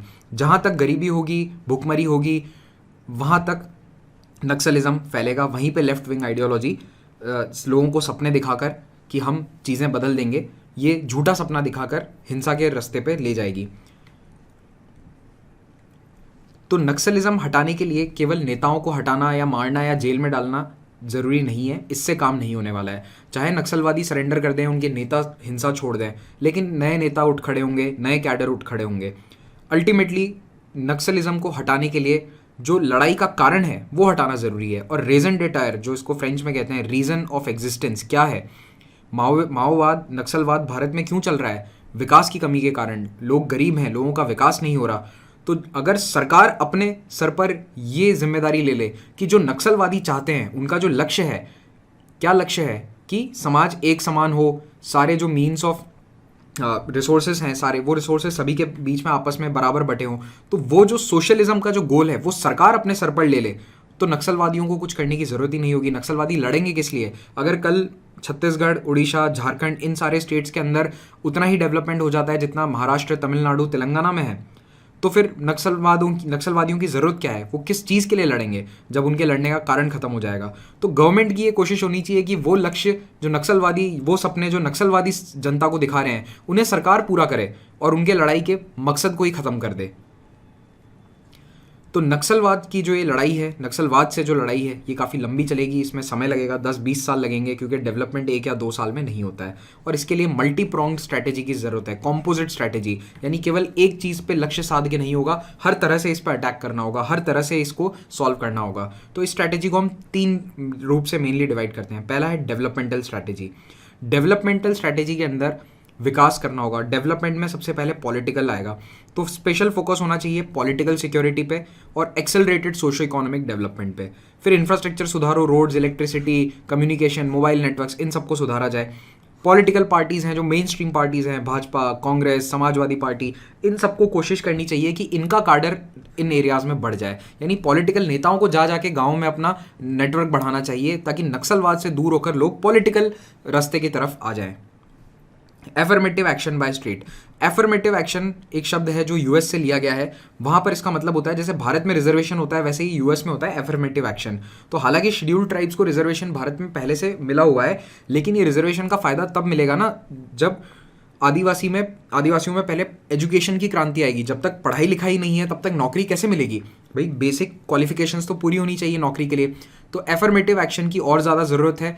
जो सेफगार्ड कॉन्स्टिट्यूशंस में दिए गए हैं उनका पूरा फ़ायदा मिले इस क्षेत्र के लोगों को, उसको ध्यान में रखते हुए सरकार को कदम उठाने पड़ेंगे। फिर डिसेंट्रलाइजेशन और पार्टिसिपेटिव डेमोक्रेसी। पंचायत चुनाव टाइमली करवाए जाएं। पंचायत चुनाव के अंदर प्रॉपर डिसेंट्रलाइजेशन हो, फंड्स मिले पंचायतों को, लोगों को लगे कि हमारी सत्ता हमारे हाथ में है। फिर अलग अलग गवर्नमेंट डिपार्टमेंट की जो स्कीम्स हैं वो सारी कोऑर्डिनेशन के साथ चलें। ऐसा नहीं है कि एक डिपार्टमेंट एक स्कीम चला रहा है, दूसरे का सपोर्ट ही उसे हासिल नहीं है। फिर पुलिस और अलग अलग स्टेट डिपार्टमेंट्स के बीच में भी तालमेल होना चाहिए। अगर स्टेट डिपार्टमेंट या फिर सरकार कहीं पे कोई स्कीम चला रही है तो कोशिश करनी चाहिए कि पुलिस का एक्शन उस एरिया में थोड़े समय के लिए कम हो। फिर कोऑर्डिनेशन होना चाहिए सेंट्रल मिनिस्ट्रीज़ के बीच में, खास करके जो इंटीग्रेटेड एक्शन प्लान है जो मैंने पिछले लेक्चर में पढ़ाया था, 80 से ज़्यादा डिस्ट्रिक्ट्स में, और रोड रिक्वायरमेंट प्लान है, इन प्लान्स के लिए आपस में कोऑर्डिनेशन हो। फिर अलग अलग फ्लैगशिप डेवलपमेंटल स्कीम्स हैं जैसे नरेगा है, फॉरेस्ट राइट एक्ट है, इन सब का इम्प्लीमेंटेशन ढंग से होना चाहिए। खास करके जो scheduled tribes and other traditional forest dwellers, जिसे हम FRA भी कहते हैं, फॉरेस्ट राइट एक्ट भी कहा जाता है इसे कॉमनली, 2006 में ये बिल पास हुआ था, इसे ढंग से इंप्लीमेंट किया जाए। ये बात मैंने आपको एक पहले भी लेक्चर में बोली थी कि फॉरेस्ट राइट एक्ट पास तो हो गया है, लेकिन भारत के ज़्यादातर राज्यों ने इसे अभी तक लागू नहीं किया है ढंग से, या फिर फॉरेस्ट डिपार्टमेंट इसे लागू नहीं कर रहा है। देखो, ट्राइबल सोसाइटी में जंगल पे ट्राइबल्स का अधिकार था। अंग्रेज़ों ने जंगल पे अपना अधिकार जमा लिया कि जंगल तो प्रशासन के हैं, जंगल सरकार के हैं, आपको उसमें जाना है तो परमिशन लेनी पड़ेगी। वही सिस्टम हमने कंटिन्यू किया, तो उसके कारण ट्राइबल्स की इकोनॉमी पूरी तरह से चरमरा गई। अब फॉरेस्ट राइट एक्ट ये कहता है कि फिर से ट्राइबल्स का जंगल पे पहला अधिकार है। लेकिन अब क्या है कि एक नेक्सस बन चुका है, फॉरेस्ट डिपार्टमेंट के ऑफिशियल्स हैं वो कॉन्ट्रैक्ट्स उठवाते हैं, ठेके देते हैं हर साल, जो फॉरेस्ट प्रोडक्ट्स हैं उनके लिए, लकड़ी कटती है जंगल से तेंदू पत्ता निकलता है, उस सबके कॉन्ट्रैक्ट्स दिए जाते हैं। तो वो कॉन्ट्रैक्टर्स अंदर जाकर बाहर लाते हैं, तो उसमें काफ़ी पैसे का लेन देन होता है। तो फॉरेस्ट डिपार्टमेंट, सरकारें वो रेवेन्यू छोड़ना नहीं चाहती हैं, तो इसीलिए फॉरेस्ट राइट्स एक्ट को अभी पूरी तरह से लागू नहीं किया गया है। अगर कर दिया जाएगा तो ये एक बहुत बड़ा स्टेप होगा नक्सलवाद को रोकने में। दूसरी स्ट्रैटेजी जो हमें कॉम्पोजिट के रूप में रखनी है वो है सिक्योरिटी। अब विकास अपनी जगह है, लेकिन जो हार्ड कोर आइडियोलॉग्स हैं, जो हिंसा छोड़ना ही नहीं चाहते, ऐसे नक्सलवादियों से निपटने के लिए तो बुलेट का ही इस्तेमाल होगा और कोई तरीका नहीं है। हमें ये कोशिश करनी होगी कि एक आम आदमी जो नक्सलवाद के बहकावे में आकर नक्सलवाद मूवमेंट से जुड़ गया है, कोशिश करनी होगी कि उसे हिंसा के रास्ते से अलग किया जाए, लेकिन जो हिंसा छोड़ने को तैयार ही नहीं है उसके खिलाफ तो बंदूक इस्तेमाल करनी होगी। ऑपरेशन ग्रे हाउंड जो आंध्र प्रदेश सरकार ने चलाया था वो काफ़ी प्रोफेशनल तरीका था कि कैसे नक्सलवाद से निपटा जाए, अभी बताएंगे, उसके बारे में भी डिस्कस करेंगे हम। फिर ब्रॉड पॉइंट्स हैं सिक्योरिटी के। तो सिक्योरिटी में सबसे पहले प्रोफेशनल डोमिनेंस होना चाहिए, सिक्योरिटी फोर्सेस प्रॉपरली ट्रेंड होनी चाहिए, प्रोफेशनल ट्रेनिंग होनी चाहिए, जंगल वॉरफेयर, जो एम्बुशेस हैं उनसे निपटने की तैयारी, माइन से कैसे निपटा जाए, गुरिल्ला वॉरफेयर टैक्टिक्स से कैसे निपटा जाए। फिर स्टेट पुलिस को ज़्यादा से ज़्यादा आगे लाना होगा। अभी क्या है कि ज़्यादातर जो लड़ाई लड़ी जाती है वो CRPF के कार्डर्स द्वारा, मतलब CRPF के जो जवान हैं वो तैनात हैं वहाँ, CRPF की कई बटालियंस तैनात हैं नक्सल प्रभावित क्षेत्रों में, लेकिन CRPF के जवान हैं बाहरी क्षेत्रों के। हालांकि CRPF ने भी कुछ लोकल बटालियंस रेज करी हैं, लोकल्स को रिक्रूट करके बटालियन बनाई है, लेकिन वो इतनी इफेक्टिव अभी नहीं है। स्टेट पुलिस क्या होगा, स्टेट पुलिस जितनी ज़्यादा होगी तो भाषा सेम होती है लोगों की, स्टेट पुलिस में अपने लोग होंगे, थोड़ी सी एम्पैथी, थोड़ा सा एक करुणा का भाव अपने लोगों के प्रति ज़्यादा होता है। तो स्टेट पुलिस कोई एक्शन लेने से पहले 2 बार सोचेगी कि ये हमारे अपने लोग हैं। तो स्टेट पुलिस का जितना हो सके वहाँ पे प्रेजेंस ज़्यादा होना चाहिए, उनकी कैपेसिटी बढ़ानी होगी और अपग्रेड करना होगा। सिक्योरिटी फोर्सेस के नंबर को बढ़ाना होगा नक्सल्स के स्ट्रॉन्ग होल्ड में। फिर जो लोकल पुलिस इंफ्रास्ट्रक्चर है उसे बढ़ाना होगा, थाना, चौकी, पोस्ट, बटालियन, इन सबको बढ़ाया जाए और थानाज और चौकीज़ को स्ट्रैटेजिकली लोकेट करना होगा और अच्छे से काम करना होगा। आपको मैंने पहले भी बताया था कि नक्सलवादी सबसे ज़्यादा पुलिस थानों और चौकी पर अटैक करते हैं। हथियारों को मॉडर्नाइज करना होगा, 303 से लड़ रहे हैं हमारे जवान अभी भी, तो उन्हें अपग्रेड करके AK-47 जैसे ऑटोमेटिक या इंसास राइफल जैसे हथियारों से लैस करना होगा। कम्युनिकेशन सिस्टम इंप्रूव करने हैं, इलेक्ट्रॉनिक सर्वेलेंस इंप्रूव करने हैं, ड्रोन वगैरह से सर्वेलेंस करी जा सकती है। स्पेशल ट्रेनिंग दी जाए पुलिस पर्सनल को। पुलिस की ट्रेनिंग अभी भी बहुत पीछे है भारत में, मतलब army, CRPF, central arm police forces की ट्रेनिंग तो काफ़ी अच्छी होती है, लेकिन पुलिस की ट्रेनिंग अभी भी बहुत लैकिंग है। तो पुलिस इस तरह के हिंसक घटनाओं से निपटने के लिए इस वक्त तैयार नहीं है। तो पुलिस की ट्रेनिंग में बहुत सुधार की आवश्यकता है। स्पेशल टास्क फोर्स बननी चाहिए जो केवल नक्सलवादियों से निपटे। आंध्र प्रदेश ने ये किया था ग्रे हाउंड्स में, और दूसरे राज्य भी ऐसा कर सकते हैं। लोकल इंटेलिजेंस को सुधारना होगा कि लोकल इंटेलिजेंस गैदर करी जाए। लोकल इंटेलिजेंस का मतलब है कि गांव वालों में पैठ बना के उन गांव वालों से ही इंटेलिजेंस गैदर करी जाए। और क्योंकि नक्सलवाद एक इंटर स्टेट प्रॉब्लम है, तो स्टेट को एक कलेक्टिव अप्रोच रखना होगा और एक कोऑर्डिनेटेड रिस्पॉन्स देना होगा। फिर promote local resistance group. Village defence committees बनाई गई थी जम्मू कश्मीर में, उस तरह से गांव के अंदर डिफेंस कमेटी बनाई जा सकती है ताकि गांव में नक्सलवादी ना आए। अलग अलग राज्यों की स्टेट पुलिस कोऑर्डिनेट करे, खास करके दंडकारण्य में। मैप दिखाऊंगा इसी लेक्चर में आगे, दंडकारण्य कौन सा एरिया है और कैसे वहाँ 5 राज्यों की बाउंड्रीज आसपास में है। कमांड, कंट्रोल और कोऑर्डिनेशन होना चाहिए स्टेट और सेंट्रल फोर्सेस के बीच में, यानी CRPF और स्टेट पुलिस। फिर जितने भी एक्सप्लोजिव्स हैं, अब जैसे TNT है या फिर RDX है, इन सब की अवेलेबिलिटी पे शिकंजा कसना चाहिए ताकि ये नक्सलवादियों के हाथ में ना पहुंचे। और जितने भी मोटिवेटेड और अच्छे अफसर हैं उन्हें इस एरिया में इन्हें इस एरिया में पोस्टिंग दी जानी चाहिए। अभी क्या होता है कि जो बहुत खराब अफसर होते हैं या फिर जिन्हें सज़ा के तौर पर भेजना होता है कहीं, उन्हें वहाँ भेज दिया जाता है। ऐसा नहीं होना चाहिए। जो मोटिवेटेड, कॉम्पिटेंट यंग ऑफिसर्स हैं या फिर एक्सपीरियंस भी हैं, बहुत ही मोटिवेटेड है, उन ऑफिसर्स को वहाँ पर भेजना चाहिए। यानी इस पोस्टिंग को एक अच्छी पोस्टिंग की तरह माना जाए, और अगर उस पोस्टिंग में कोई अच्छा करता है तो उसे सूटेबल रिवॉर्ड भी मिलना चाहिए। फिर है साइकोलॉजिकल ऑपरेशंस।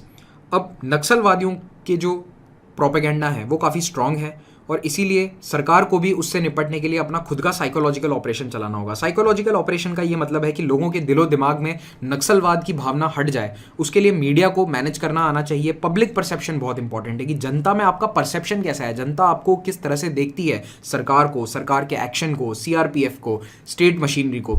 तो वो जो गाँव में अभी एक छवि बनी हुई है कि सरकार हमारे लिए कुछ नहीं कर रही नक्सल प्रभावित क्षेत्रों में, वो छवि मिटाने की ज़रूरत है। तो जितना भी काम होता है उसका प्रचार किया जाए। अगर सरकार नरेगा में 100 करोड़, 200 करोड़, 400 करोड़ डाल रही है तो उसका जगह जगह प्रचार हो कि देखो इतने गाँव में इतने लाखों लोगों को हमने रोजगार दिया।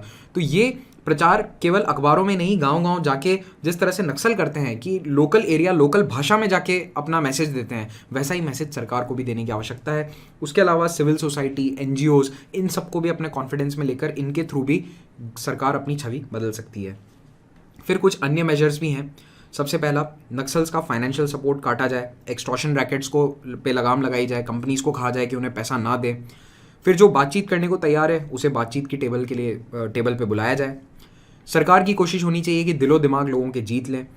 फिर जो भी अरेस्ट किया जाता है, जैसे जो भी नक्सलवादी पकड़ा जाता है, तो उसे क्रिमिनल जस्टिस सिस्टम में समय पर उसे सज़ा हो, समय पर उसे न्याय मिले। जो भी हो रहा है, कॉन्विक्शन अगर है वो बेगुनाह है तो उसे टाइम पे छोड़ा जाए, अगर वो गुनहगार है तो उसे समय पे सज़ा हो। ये तो आप किसी भी चीज़ में लिख सकते हो, चाहे नक्सलवाद हो, अलगाववाद हो। क्रिमिनल जस्टिस सिस्टम देश में अगर सही नहीं होगा तो मैं आपको बता रहा हूँ सामाजिक ताना बाना पूरी तरह से बिखर जाएगा, चाहे वो कोई भी समाज हो। क्रिमिनल जस्टिस सिस्टम का टाइमली और एफिशिएंटली काम करना किसी भी सोसाइटी के लिए बहुत ज़रूरी है। इसे आप अभी रियलाइज़ नहीं करेंगे, जैसे जैसे आपकी एज बढ़ेगी आप इस चीज़ को रियलाइज़ करेंगे कि क्राइम की सज़ा मिलना या फिर क्राइम की जो गलत तरीके से पकड़ा गया उसका समय पर बरी होना, ये एक बहुत इंपॉर्टेंट मैसेज देता है सोसाइटी को। फिर है सरेंडर और रिहैबिलिटेशन पॉलिसी। कई राज्य एक सरेंडर पॉलिसी चलाते हैं कि अगर कोई नक्सलवाद हिंसा छोड़कर मेन स्ट्रीम में शामिल होना चाहता है तो उसे सरकार मौका देगी, घर देगी, पैसा देगी। तो ये वाली जो पॉलिसी है ये अच्छी होनी ज़रूरी है और उनकी फैमिलीज़ को भी प्रोटेक्शन मिले, क्योंकि जनरली ये देखा जाता है कि जो भी छोड़कर आता है उसके फैमिली पे थ्रेट्स होते हैं या फिर उसके फैमिली मेम्बर्स को जान से मारने की धमकियाँ आती है, मार भी दिया जाता है। तो उन्हें प्रॉपर सेफ्टी सिक्योरिटी दी जाए। फिर जो लॉ है, जो कानून है, जो ट्राइबल्स के लिए बने हैं, उनका पूरा पालन किया जाए, उनको अच्छे से इम्प्लीमेंट किया जाए। अब हम बात करते हैं कुछ सक्सेस स्टोरीज़ की कि नक्सलवाद के खिलाफ जो लड़ाई है वो कहाँ कहाँ पे सक्सेसफुल हुई है। तो हम ये देखते हैं, सबसे पहला संदेश बिहार में। तो संदेश एक ब्लॉक है भोजपुर डिस्ट्रिक्ट के अंदर, मतलब तहसील है। संदेश वो जगह है जहाँ बिहार में नक्सलवाद की शुरुआत हुई थी। संदेश और सहार ब्लॉक नाम के दो एरियाज़ हैं, इन ब्लॉक्स के अंदर नक्सलवाद की शुरुआत हुई थी और यहाँ पे नक्सलवाद सबसे स्ट्रांग था बिहार में 70, 80, 90 के दशक में। लेकिन क्या होता है कि 2000 में वहाँ पे पंचायत चुनाव होते हैं। बिहार में लगभग 24 साल तक पंचायत चुनाव नहीं हुए थे। 70 के दशक में आखिरी बार हुए थे, उसके बाद 2000 में हुए थे। तो इतने सालों बाद जब पंचायत चुनाव हुए तो इसमें नक्सली भी चुनाव लड़े और 11 में से 6 पंचायतों में, संदेश ब्लॉक की 11 में से 6 पंचायतों में मुखिया यानी जो सरपंच चुने गए वो थे माओइस्ट। लेकिन 5 साल में ये माओइस्ट पूरी तरह से फेल हो गए। इन्होंने भी वही किया जो भारत का एक आम नेता करता है, पैसे खाए, मैनेज नहीं किया, गाँव का विकास नहीं किया। तो जो ये ऊंची ऊंची बातें करते थे कि हम पॉलिटिकल पावर मिलेगा तो हम ये करेंगे, हम वो करेंगे, नक्सलवाद देश की सूरत बदल देंगे, गरीबों का उत्थान करेंगे, कुछ भी नहीं कर पाए। 5 साल के अंदर वही किया जो दूसरा नेता करता है। तो लोगों का मन इनसे उठ गया। 2006 में जब वापस चुनाव हुए, 6 के 6 माओइस्ट, जो माओइस्ट लीनिंग रखने वाले या फिर माओइस्ट विचारधारा के मुखिया थे, सभी चुनाव हार गए। तो ये एक सिग्नल था कि कैसे माओइस्ट जब पावर में आए तो वो पूरी तरह फेल हुए और लोगों का उनसे मन विच्छेद हो गया।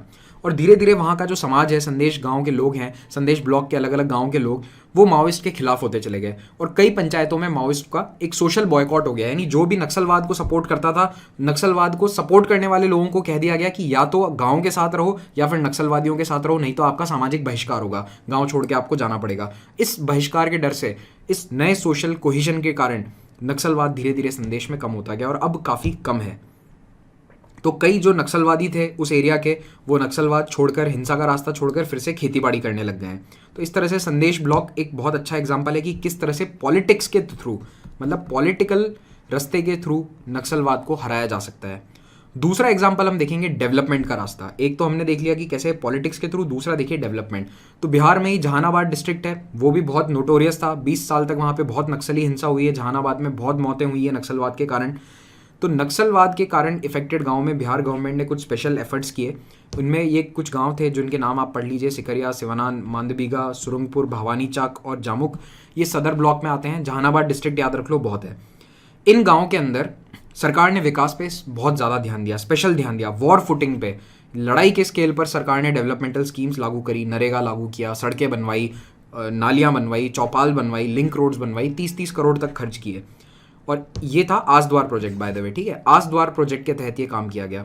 स्कूल बनवाए गए, आंगनवाड़ी सेंटर बनाए, मतलब ये सब वैसे नॉर्मल काम है सरकार का, लेकिन सरकार ने इतने साल ये काम किया नहीं था। तो उसके बाद जैसे ही ये आस द्वार प्रोजेक्ट शुरू हुआ तो ये सारे काम करवाए गए।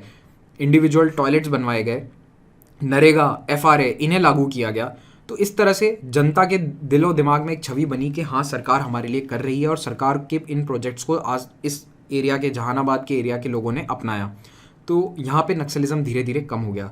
तो ये हमें साफ तौर पर दिखाता है कि जहाँ डेवलपमेंट आएगा वहाँ नक्सलिज्म ऑटोमेटिकली खत्म हो जाएगा। लोगों को यही चाहिए था, डेवलपमेंट चाहिए था, डेवलपमेंट मिल गया, तो अब नक्सलवादियों को क्यों सपोर्ट करेंगे। तो एक हमने देखा पॉलिटिकल रास्ता, दूसरा हमने देखा डेवलपमेंट का रास्ता, तीसरा हम देखेंगे आंध्र प्रदेश का ग्रे हाउंड्स मॉडल। तो ग्रे हाउंड्स मॉडल में सबसे पहले मुझे रामधारी सिंह दिनकर की कविता याद आती है, शक्ति और क्षमा कविता का नाम है। क्षमा शोभती उस भुजंग को जिसके पास गरल हो, उसको क्या जो दंतहीन विष रहित विनीत सरल हो। तो यहाँ पे ये बताया गया है कि देखो, अगर आपको लोहे को काटना है तो लोहे की आवश्यकता है। आंध्र प्रदेश ने वही मॉडल अपनाया। आंध्र प्रदेश ने ग्रे हाउंड्स नाम का एक स्पेशल नक्सल फाइटिंग फोर्स बनाया, उन्हें स्पेशल ट्रेनिंग दी, जंगल वॉरफेयर, गुरिल्ला वॉरफेयर, इस तरह की स्पेशल कमांडो ट्रेनिंग दी गई। ग्रे यूनिफॉर्म होती थी, इसलिए इन्हें ग्रे हाउंड्स कहते थे। और वैसे ग्रे हाउंड्स एक बहुत आक्रामक जो डॉग ब्रीड है वो भी होती है। तो आंध्र प्रदेश सरकार ने भी 3 pronged स्ट्रैटेजी अपनाई, 3 चीज़ें करी। एक तो ग्रे हाउंड को लेकर आए, दूसरा इंफ्रास्ट्रक्चर बनवाया, डेवलपमेंट पे ध्यान दिया, तीसरा सरेंडर पॉलिसी को बहुत सुधार दिया। सरेंडर और रिहेबिलिटेशन पॉलिसी पे बहुत ध्यान दिया गया। कोशिश यही करी कि सबसे पहले सरेंडर करवाओ। हालांकि इन्होंने सरेंडर और सरेंडर करने वाले नक्सलियों को बहुत पैसा दिया, तो इसकी आलोचना भी हुई, लेकिन सरकार का ये कहना था कि जितना पैसा हम खर्च कर रहे हैं नक्सलवाद से लड़ने में, उसके मुकाबले ये कुछ भी नहीं है। तो अगर हम सरेंडर किए नक्सली को 5-10 लाख रुपए दे भी देते हैं तो हमारा ये उसमें खर्चा बच रहा है जो हम नक्सलवाद से लड़ने में लगाते। तो ओवरऑल ये मॉडल इतना सक्सेसफुल रहा कि आंध्र प्रदेश जो लगभग 30 साल तक नक्सलियों का सबसे बड़ा गढ़ था, वहां से सारे के सारे नक्सल भाग खड़े हुए और उन्हें जाकर अपना बेस बनाना पड़ा उड़ीसा, छत्तीसगढ़ और महाराष्ट्र। और उसके बाद छत्तीसगढ़ में नक्सलवाद इतना ज़्यादा स्ट्रांग हुआ है, खास करके जो सदर्न छत्तीसगढ़ वाला रीजन है वहाँ पे नक्सलवादियों ने आज अपना सबसे मेन बेस बना रखा है। और वो इसीलिए बनाया है क्योंकि आंध्र प्रदेश, आज का तेलंगाना एरिया, वहाँ से नक्सलियों को भगा दिया गया ग्रे हाउंड ऑपरेशन के कारण। तो इस आंध्र प्रदेश मॉडल के अंदर क्या था, सबसे पहला सरेंडर और रिहेबिलिटेशन पॉलिसी बहुत स्ट्रांग रखी गई। इतना इंसेंटिव दे दो, लाखों का इंसेंटिव दे दो कि अपना आप नक्सल जंगल छोड़कर आ जाएं और पैसा ले लें सरकार से और मेन स्ट्रीम में शामिल हो जाएं।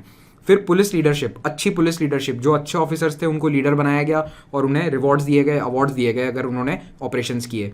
इंफ्रास्ट्रक्चर पे ध्यान दिया, लोकल टेरेन की नॉलेज दी गई। जो भी ग्रे हाउंड्स थे उन्हें बताया गया कि हाँ लोकल टेरेन कैसा है, जंगलों में आपको कैसे रहना है, कैसे ऑपरेशन चलाने हैं। ग्रास रूट इन्वॉल्वमेंट किया गया, गांव गांव जाकर सरकार ने बताया कि आप नक्सलवाद छोड़ो, एंटी नक्सल ऑपरेशंस में हमारा साथ दो। पुलिस अगर अच्छा काम करती थी तो उसे इंसेंटिव दिए गए, जवानों को पुरस्कार दिए गए, अवार्ड्स दिए गए। इंटेलिजेंस पे बहुत ध्यान दिया। ग्रे हाउंड्स की सबसे बेस्ट बात थी कि इंटेलिजेंस पे बहुत ध्यान दिया। लोकल ग्राउंड लेवल की जो इंटेलिजेंस है उसके बेसिस पे नक्सली लीडर्स को पकड़ा गया या फिर उनके एनकाउंटर किए गए। और ऑपरेशंस जो थे वो सारे लोकल इंटेलिजेंस पे बेस्ड थे और कोऑर्डिनेशन बहुत अच्छा था स्टेट पुलिस के बीच में आपस में। तो आंध्र प्रदेश का मॉडल ये बताता है हमें कि पुलिस एक्शन के थ्रू भी नक्सलिज्म को रोका जा सकता है। प्रॉब्लम बस ये थी कि जब आंध्र प्रदेश ने ये ऑपरेशन चलाया ग्रे हाउंड अर्ली 2000s में, तब दूसरे राज्यों ने नहीं चलाया। तो अब आंध्र प्रदेश में तो नक्सलवाद कम हो गया, लेकिन आज छत्तीसगढ़, उड़ीसा, महाराष्ट्र के कुछ एरिया, गढ़चिरौली के आसपास, उस एरिया में आज नक्सली अपना गढ़ बनाए बैठे हैं। एक बार आप मैप देख ही लो, नाम उठाए तो देखो, पहले ये तेलंगाना आंध्र प्रदेश था, ये वो दांडकारण्य वाला रीजन है। ये पूरा दांडकारण्य आप मान लो इससे बहुत बड़ा है, मतलब ये तो मैं छोटा सा एरिया बता रहा हूँ। दांडकारण्य जो हिस्टोरिक रीजन है वो बहुत बड़ा है, नक्सलवादियों के अकॉर्डिंग ये दांडकारण्य है। ये छत्तीसगढ़ है, छत्तीसगढ़ के जो ये सदर्न डिस्ट्रिक्ट हैं, दांतेवाड़ा, बस्तर, सुकमा, बीजापुर, ये वाले हब हैं और यही वो लिबरेटेड जोन है। यहीं पे वो बड़े बड़े कई 100 स्क्वायर किलोमीटर का ऐसा एरिया है जहाँ पे कोई सरकारी ऑफिसर कारिंदा नहीं जाता है, केवल नक्सलियों का वो एरिया है। और यहाँ पे उड़ीसा, आंध्र प्रदेश, तेलंगाना, महाराष्ट्र, छत्तीसगढ़, ये 5 स्टेट्स की बाउंड्री लगभग इस एरिया में है और ये बहुत ही पोरस बॉर्डर्स हैं। इसीलिए जब भी कभी यहाँ ऑपरेशन होता है तो नक्सली यहाँ चले गए या उड़ीसा में चले गए। अब अगर छत्तीसगढ़ में उनके खिलाफ प्रेशर आता है तो वो उड़ीसा में जाके छुप जाते हैं या महाराष्ट्र चले जाते हैं। तो इसीलिए स्टेट पुलिस के बीच में कोऑर्डिनेशन होना बहुत ज़रूरी है। अब आते हैं हम साल्वा जुडम पे। साल्वा जुडम क्या था और साल्वा जुडम फेल क्यों हुआ? साल्वा जुडम एक मूवमेंट था जो बस्तर से शुरू हुआ था। ये है बस्तर डिस्ट्रिक्ट छत्तीसगढ़ का। साल्वा जुडम क्या था कि नक्सली हिंसा के खिलाफ एक मिलिशिया तैयार किया गया जो खुद हिंसा करता था। जो नक्सलियों को सपोर्ट करते थे उनके खिलाफ हिंसा करी जाती थी इस मिलिशिया द्वारा। मिलिशिया यानी वो लोग जो हथियारबंद हैं लेकिन मिलिट्री नहीं है। अब आप पूछेंगे कि ये लोग आए कहाँ से? तो सरकार का कहना था कि ये स्पॉन्टेनियस मूवमेंट है, अपना आप लोगों ने बना लिया है, लेकिन ऐसा नहीं था। सरकार का इस मूवमेंट को सरकार, पॉलिटिशियंस, पुलिस, सबका सपोर्ट हासिल था। उन्हीं लोगों ने इन्हें हथियार दिए थे, सपोर्ट दिया था। इसमें खास करके महेंद्र कर्मा जैसे लीडर्स हैं, कांग्रेस के लीडर थे महेंद्र कर्मा, उनका बहुत बड़ा रोल था। महेंद्र कर्मा खुद एक ट्राइबल लीडर थे। तो साल्वा जुडम जो है वो नक्सलियों के खिलाफ वही हिंसा का रास्ता अपनाता था जो नक्सली अपनाते थे। लेकिन प्रॉब्लम ये हुई कि अब जैसे नक्सली आते थे गाँव में और गाँव में आकर लोगों को मार देते थे जो पुलिस का खबरी है इस तरह से या साल्वा जुडम का सपोर्टर है, वैसा ही साल्वा जुडम करता था। साल्वा जुडम गांव में जाके पूछता था कि कौन नक्सलियों को सपोर्ट करता है और उसे मार दिया जाता था। तो इसमें आम आदिवासी, आम नागरिक फंस गया और इस क्रॉस फायर में कई लोगों की मौत हुई। तो ये जब प्रॉब्लम आई साल्वा जुडम की तो इसके खिलाफ कई लोगों ने आवाज़ उठाई, सिविल सोसाइटी ने, एनजीओज ने, सुप्रीम कोर्ट तक मामला गया। सुप्रीम कोर्ट ने सरकार को, छत्तीसगढ़ सरकार को बहुत फटकार लगाई कि आप मिलिशिया को कैसे सपोर्ट कर सकते हैं, यानी ये तो एक्स्ट्रा जुडिशियल किलिंग है। न्यायपालिका के दायरे के बाहर जाकर आप, सरकार के दायरे के अपने दायरे के बाहर जाकर आप सपोर्ट कर रहे हो मिलिशिया का। सरकार कंटिन्यूसली यही कहती रही कि नहीं, हमारा इसमें कोई हाथ नहीं है, हमारा कोई रोल नहीं है, लेकिन पुलिस का भी एक तरह से सपोर्ट साल्वा जुडम को था। लेकिन धीरे धीरे साल्वा जुडम मूवमेंट फेल हो गया क्योंकि एक तो नक्सलियों ने भी साल्वा जुडम के नेताओं के खिलाफ काफ़ी हिंसा करी, उनको चुन चुनकर असैसिनेट किया गया, मारा गया। और फिर जो बड़े बड़े नेता हैं साल्वा जुडम के, जैसे महेंद्र कर्मा, उनकी 2013 में हत्या कर दी गई थी। और नक्सलियों ने क्या करा, नक्सली नहीं चाहते थे कि ये जो बस्तर वाला रीजन है यहाँ साल्वा जुडम कभी भी सक्सीड करे, क्योंकि अगर यहाँ पर वो साल्वा जुडम सक्सेसफुल होता और नक्सली यहाँ से हटा दिए जाते तो वो जाते कहाँ, क्योंकि आंध्र प्रदेश से तो वैसे भी हटाया जा चुका था और यही उनका मेन गढ़ है। तो इसीलिए साल्वा जुडम को नक्सलियों ने शुरुआत में ही बिल्कुल दबा दिया। तो ये साल्वा जुडम के कुछ लोग हैं, आप देख सकते हैं, इनके पास भी बंदूकें हैं, हथियार हैं। तो ये भी हिंसा का रास्ता अपनाया था। मतलब इन्होंने वो कोशिश करी कि हिंसा के खिलाफ हिंसा अपनाओ, लेकिन इसमें आम आदमी पिस रहा था। तो जो नक्सलियों की पूरी प्रोपेगेंडा मशीनरी है वो साल्वा जुडम के खिलाफ काम करने लग गई। कहा गया कि जो भी ट्राइबल नेता, जो भी आदिवासी नेता साल्वा जुडम में है वो जनता का या आदिवासियों का हितैषी नहीं है। और इसमें कई अन्य चीज़ें भी थी, जैसे कि ये पता चला एक बार कि जवान लड़कों को या फिर बच्चों को इसमें रिक्रूट किया जा रहा है साल्वा जुडम में, और इसमें पुलिस की भी मिली भगत थी। कई केसेस ऐसे भी आए थे। फाइनली 2013 में जब महेंद्र कर्मा की हत्या कर दी गई, बहुत बड़ा जो अटैक था, जो 27 कांग्रेस लीडर्स जहाँ पे मारे गए थे 2013 के अटैक में, उसके बाद से साल्वा जुडम पूरी तरह से खत्म हो गया, यानी साल्वा जुडम का सपोर्ट सिस्टम खत्म हो गया। अब बात करते हैं कुछ पॉजिटिव साइंस की, कि कौन से वो साइन है, कैसे वो हमें संकेत मिल रहे हैं कि नक्सलिज्म धीरे धीरे कम हो रहा है। तो 2013 में छत्तीसगढ़ में चुनाव हुए थे, और उन चुनावों के अंदर जो सदर्न छत्तीसगढ़ है, जो 4 डिस्ट्रिक्ट्स हैं जहाँ पे माओवादियों का बहुत ज़्यादा कंट्रोल है, लिबरेटेड जोन है, वहाँ 12 असेंबली सीट्स हैं। तो वहाँ पे भी वोटिंग परसेंटेज 10% से बढ़ा था। तो पहले तो माओइस्ट पूरा बॉयकॉट करवा देते थे, चुनाव होने ही नहीं देते थे। अब कम से कम चुनाव हुए सरकार की कोशिशों के कारण, और 10% वोटिंग परसेंटेज बढ़ गया। तो इससे ये पता चलता है कि लोग पॉलिटिक्स को अपना रहे हैं, जो डेमोक्रेसी है उसे अपना रहे हैं। और जो माओइस्ट हैं वो छत्तीसगढ़ में कमज़ोर होते जा रहे हैं। ये उनकी कमज़ोरी की निशानी है कि चुनाव में लोग वोट डाल पा रहे हैं, और एम्बुश के नंबर भी घटते जा रहे हैं ओवरऑल।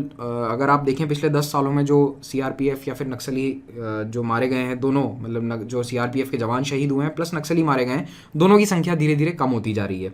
और कई नक्सली नेता, बड़े बड़े नेता, सेक्रेटरी लेवल के नेता सरेंडर कर चुके हैं, नक्सल मूवमेंट छोड़कर आ चुके हैं, और उन्होंने कहा कि मूवमेंट पूरी तरह से भटक चुका है। तो ये साफ तौर पर दिखाता है कि मूवमेंट के अंदर बिखराव है और नक्सलिज्म इस वक्त डाउनफॉल पर है। अब आखिरी में एक सवाल आता है कि क्या नक्सलवाद के खिलाफ आर्मी का डिप्लॉयमेंट करना चाहिए। तो देखो, अभी इसका आंसर आपको ये लिखना चाहिए कि आर्मी की ट्रेनिंग होती है दुश्मन देश से लड़ने के लिए। तो आर्मी का ये काम नहीं है कि अपने खुद के देश के लोगों के साथ लड़े। लेकिन इसमें अब आप पूछेंगे कि फिर कश्मीर और उत्तर पूर्व में आर्मी क्या कर रही है। देखो, वहाँ पे लोग देश से अलग होना चाहते हैं। जो आर्मी से लड़ रहे हैं वो देश से अलग होने की बात कर रहे हैं। यहाँ पे प्रॉब्लम सारी डेवलपमेंट की है। तो ये एक तरह से कॉन्ट्रडिक्शन भी है। अब इसमें आप अपना स्टांस भी ले सकते हो, ठीक है। ऐसा कोई ज़रूरी नहीं है कि आपको आंसर में यही लिखना है कि आर्मी से नहीं करवाना है। लेकिन ये अभी तक इंडियन गवर्नमेंट का ऑफिशियल स्टांस है कि हम नक्सलवाद के खिलाफ आर्मी का इस्तेमाल नहीं करेंगे। तो इसीलिए कोशिश यही करो कि आप लिखो, यही वाला स्टांस गवर्नमेंट का आप फॉलो करो। आप चाहो तो अपना खुद का स्टांस भी ले सकते हो। आप जस्टिफाई कर सकते हो कि जब नॉर्थ ईस्ट में आर्मी डिप्लॉयड है तो क्यों ना नक्सलवाद के खिलाफ भी आर्मी डिप्लॉय करी जाए। लेकिन आपके आंसर में जस्टिफाइड पॉइंट्स होने चाहिए। अब वो पॉइंट्स कुछ भी हो सकते हैं। पॉइंट्स ये भी हो सकते हैं कि डेवलपमेंट वाली प्रॉब्लम तो नॉर्थ ईस्ट में भी है, एलियनेशन की प्रॉब्लम नॉर्थ ईस्ट में भी है। तो जब वहाँ पर हम आर्मी यूज़ कर सकते हैं और कंट्रोल कर सकते हैं सिचुएशन को, तो नक्सलवाद में भी यूज़ करी जा सकती है। लेकिन जो गवर्नमेंट का ऑफिशियल स्टैंड है वो ये है कि अभी हम आर्मी का इस्तेमाल नक्सलाइट्स के खिलाफ नहीं करेंगे। हाँ, आर्मी के एविएशन विंग का ज़रूर यूज़ किया जाता है, एयरफोर्स का भी यूज़ किया जाता है, मेनली इवैक्यूएशन के लिए। अगर कोई बहुत बड़ा हमला होता है तो एयर सपोर्ट दिया जाता है मेडिकल हॉस्पिटल पहुंचाने के लिए जवानों को, उसके लिए ज़रूर यूज़ किया जाता है। लेकिन एयर स्ट्राइक्स के लिए नहीं आता है। हेलीकॉप्टर से कभी भी नक्सलवादियों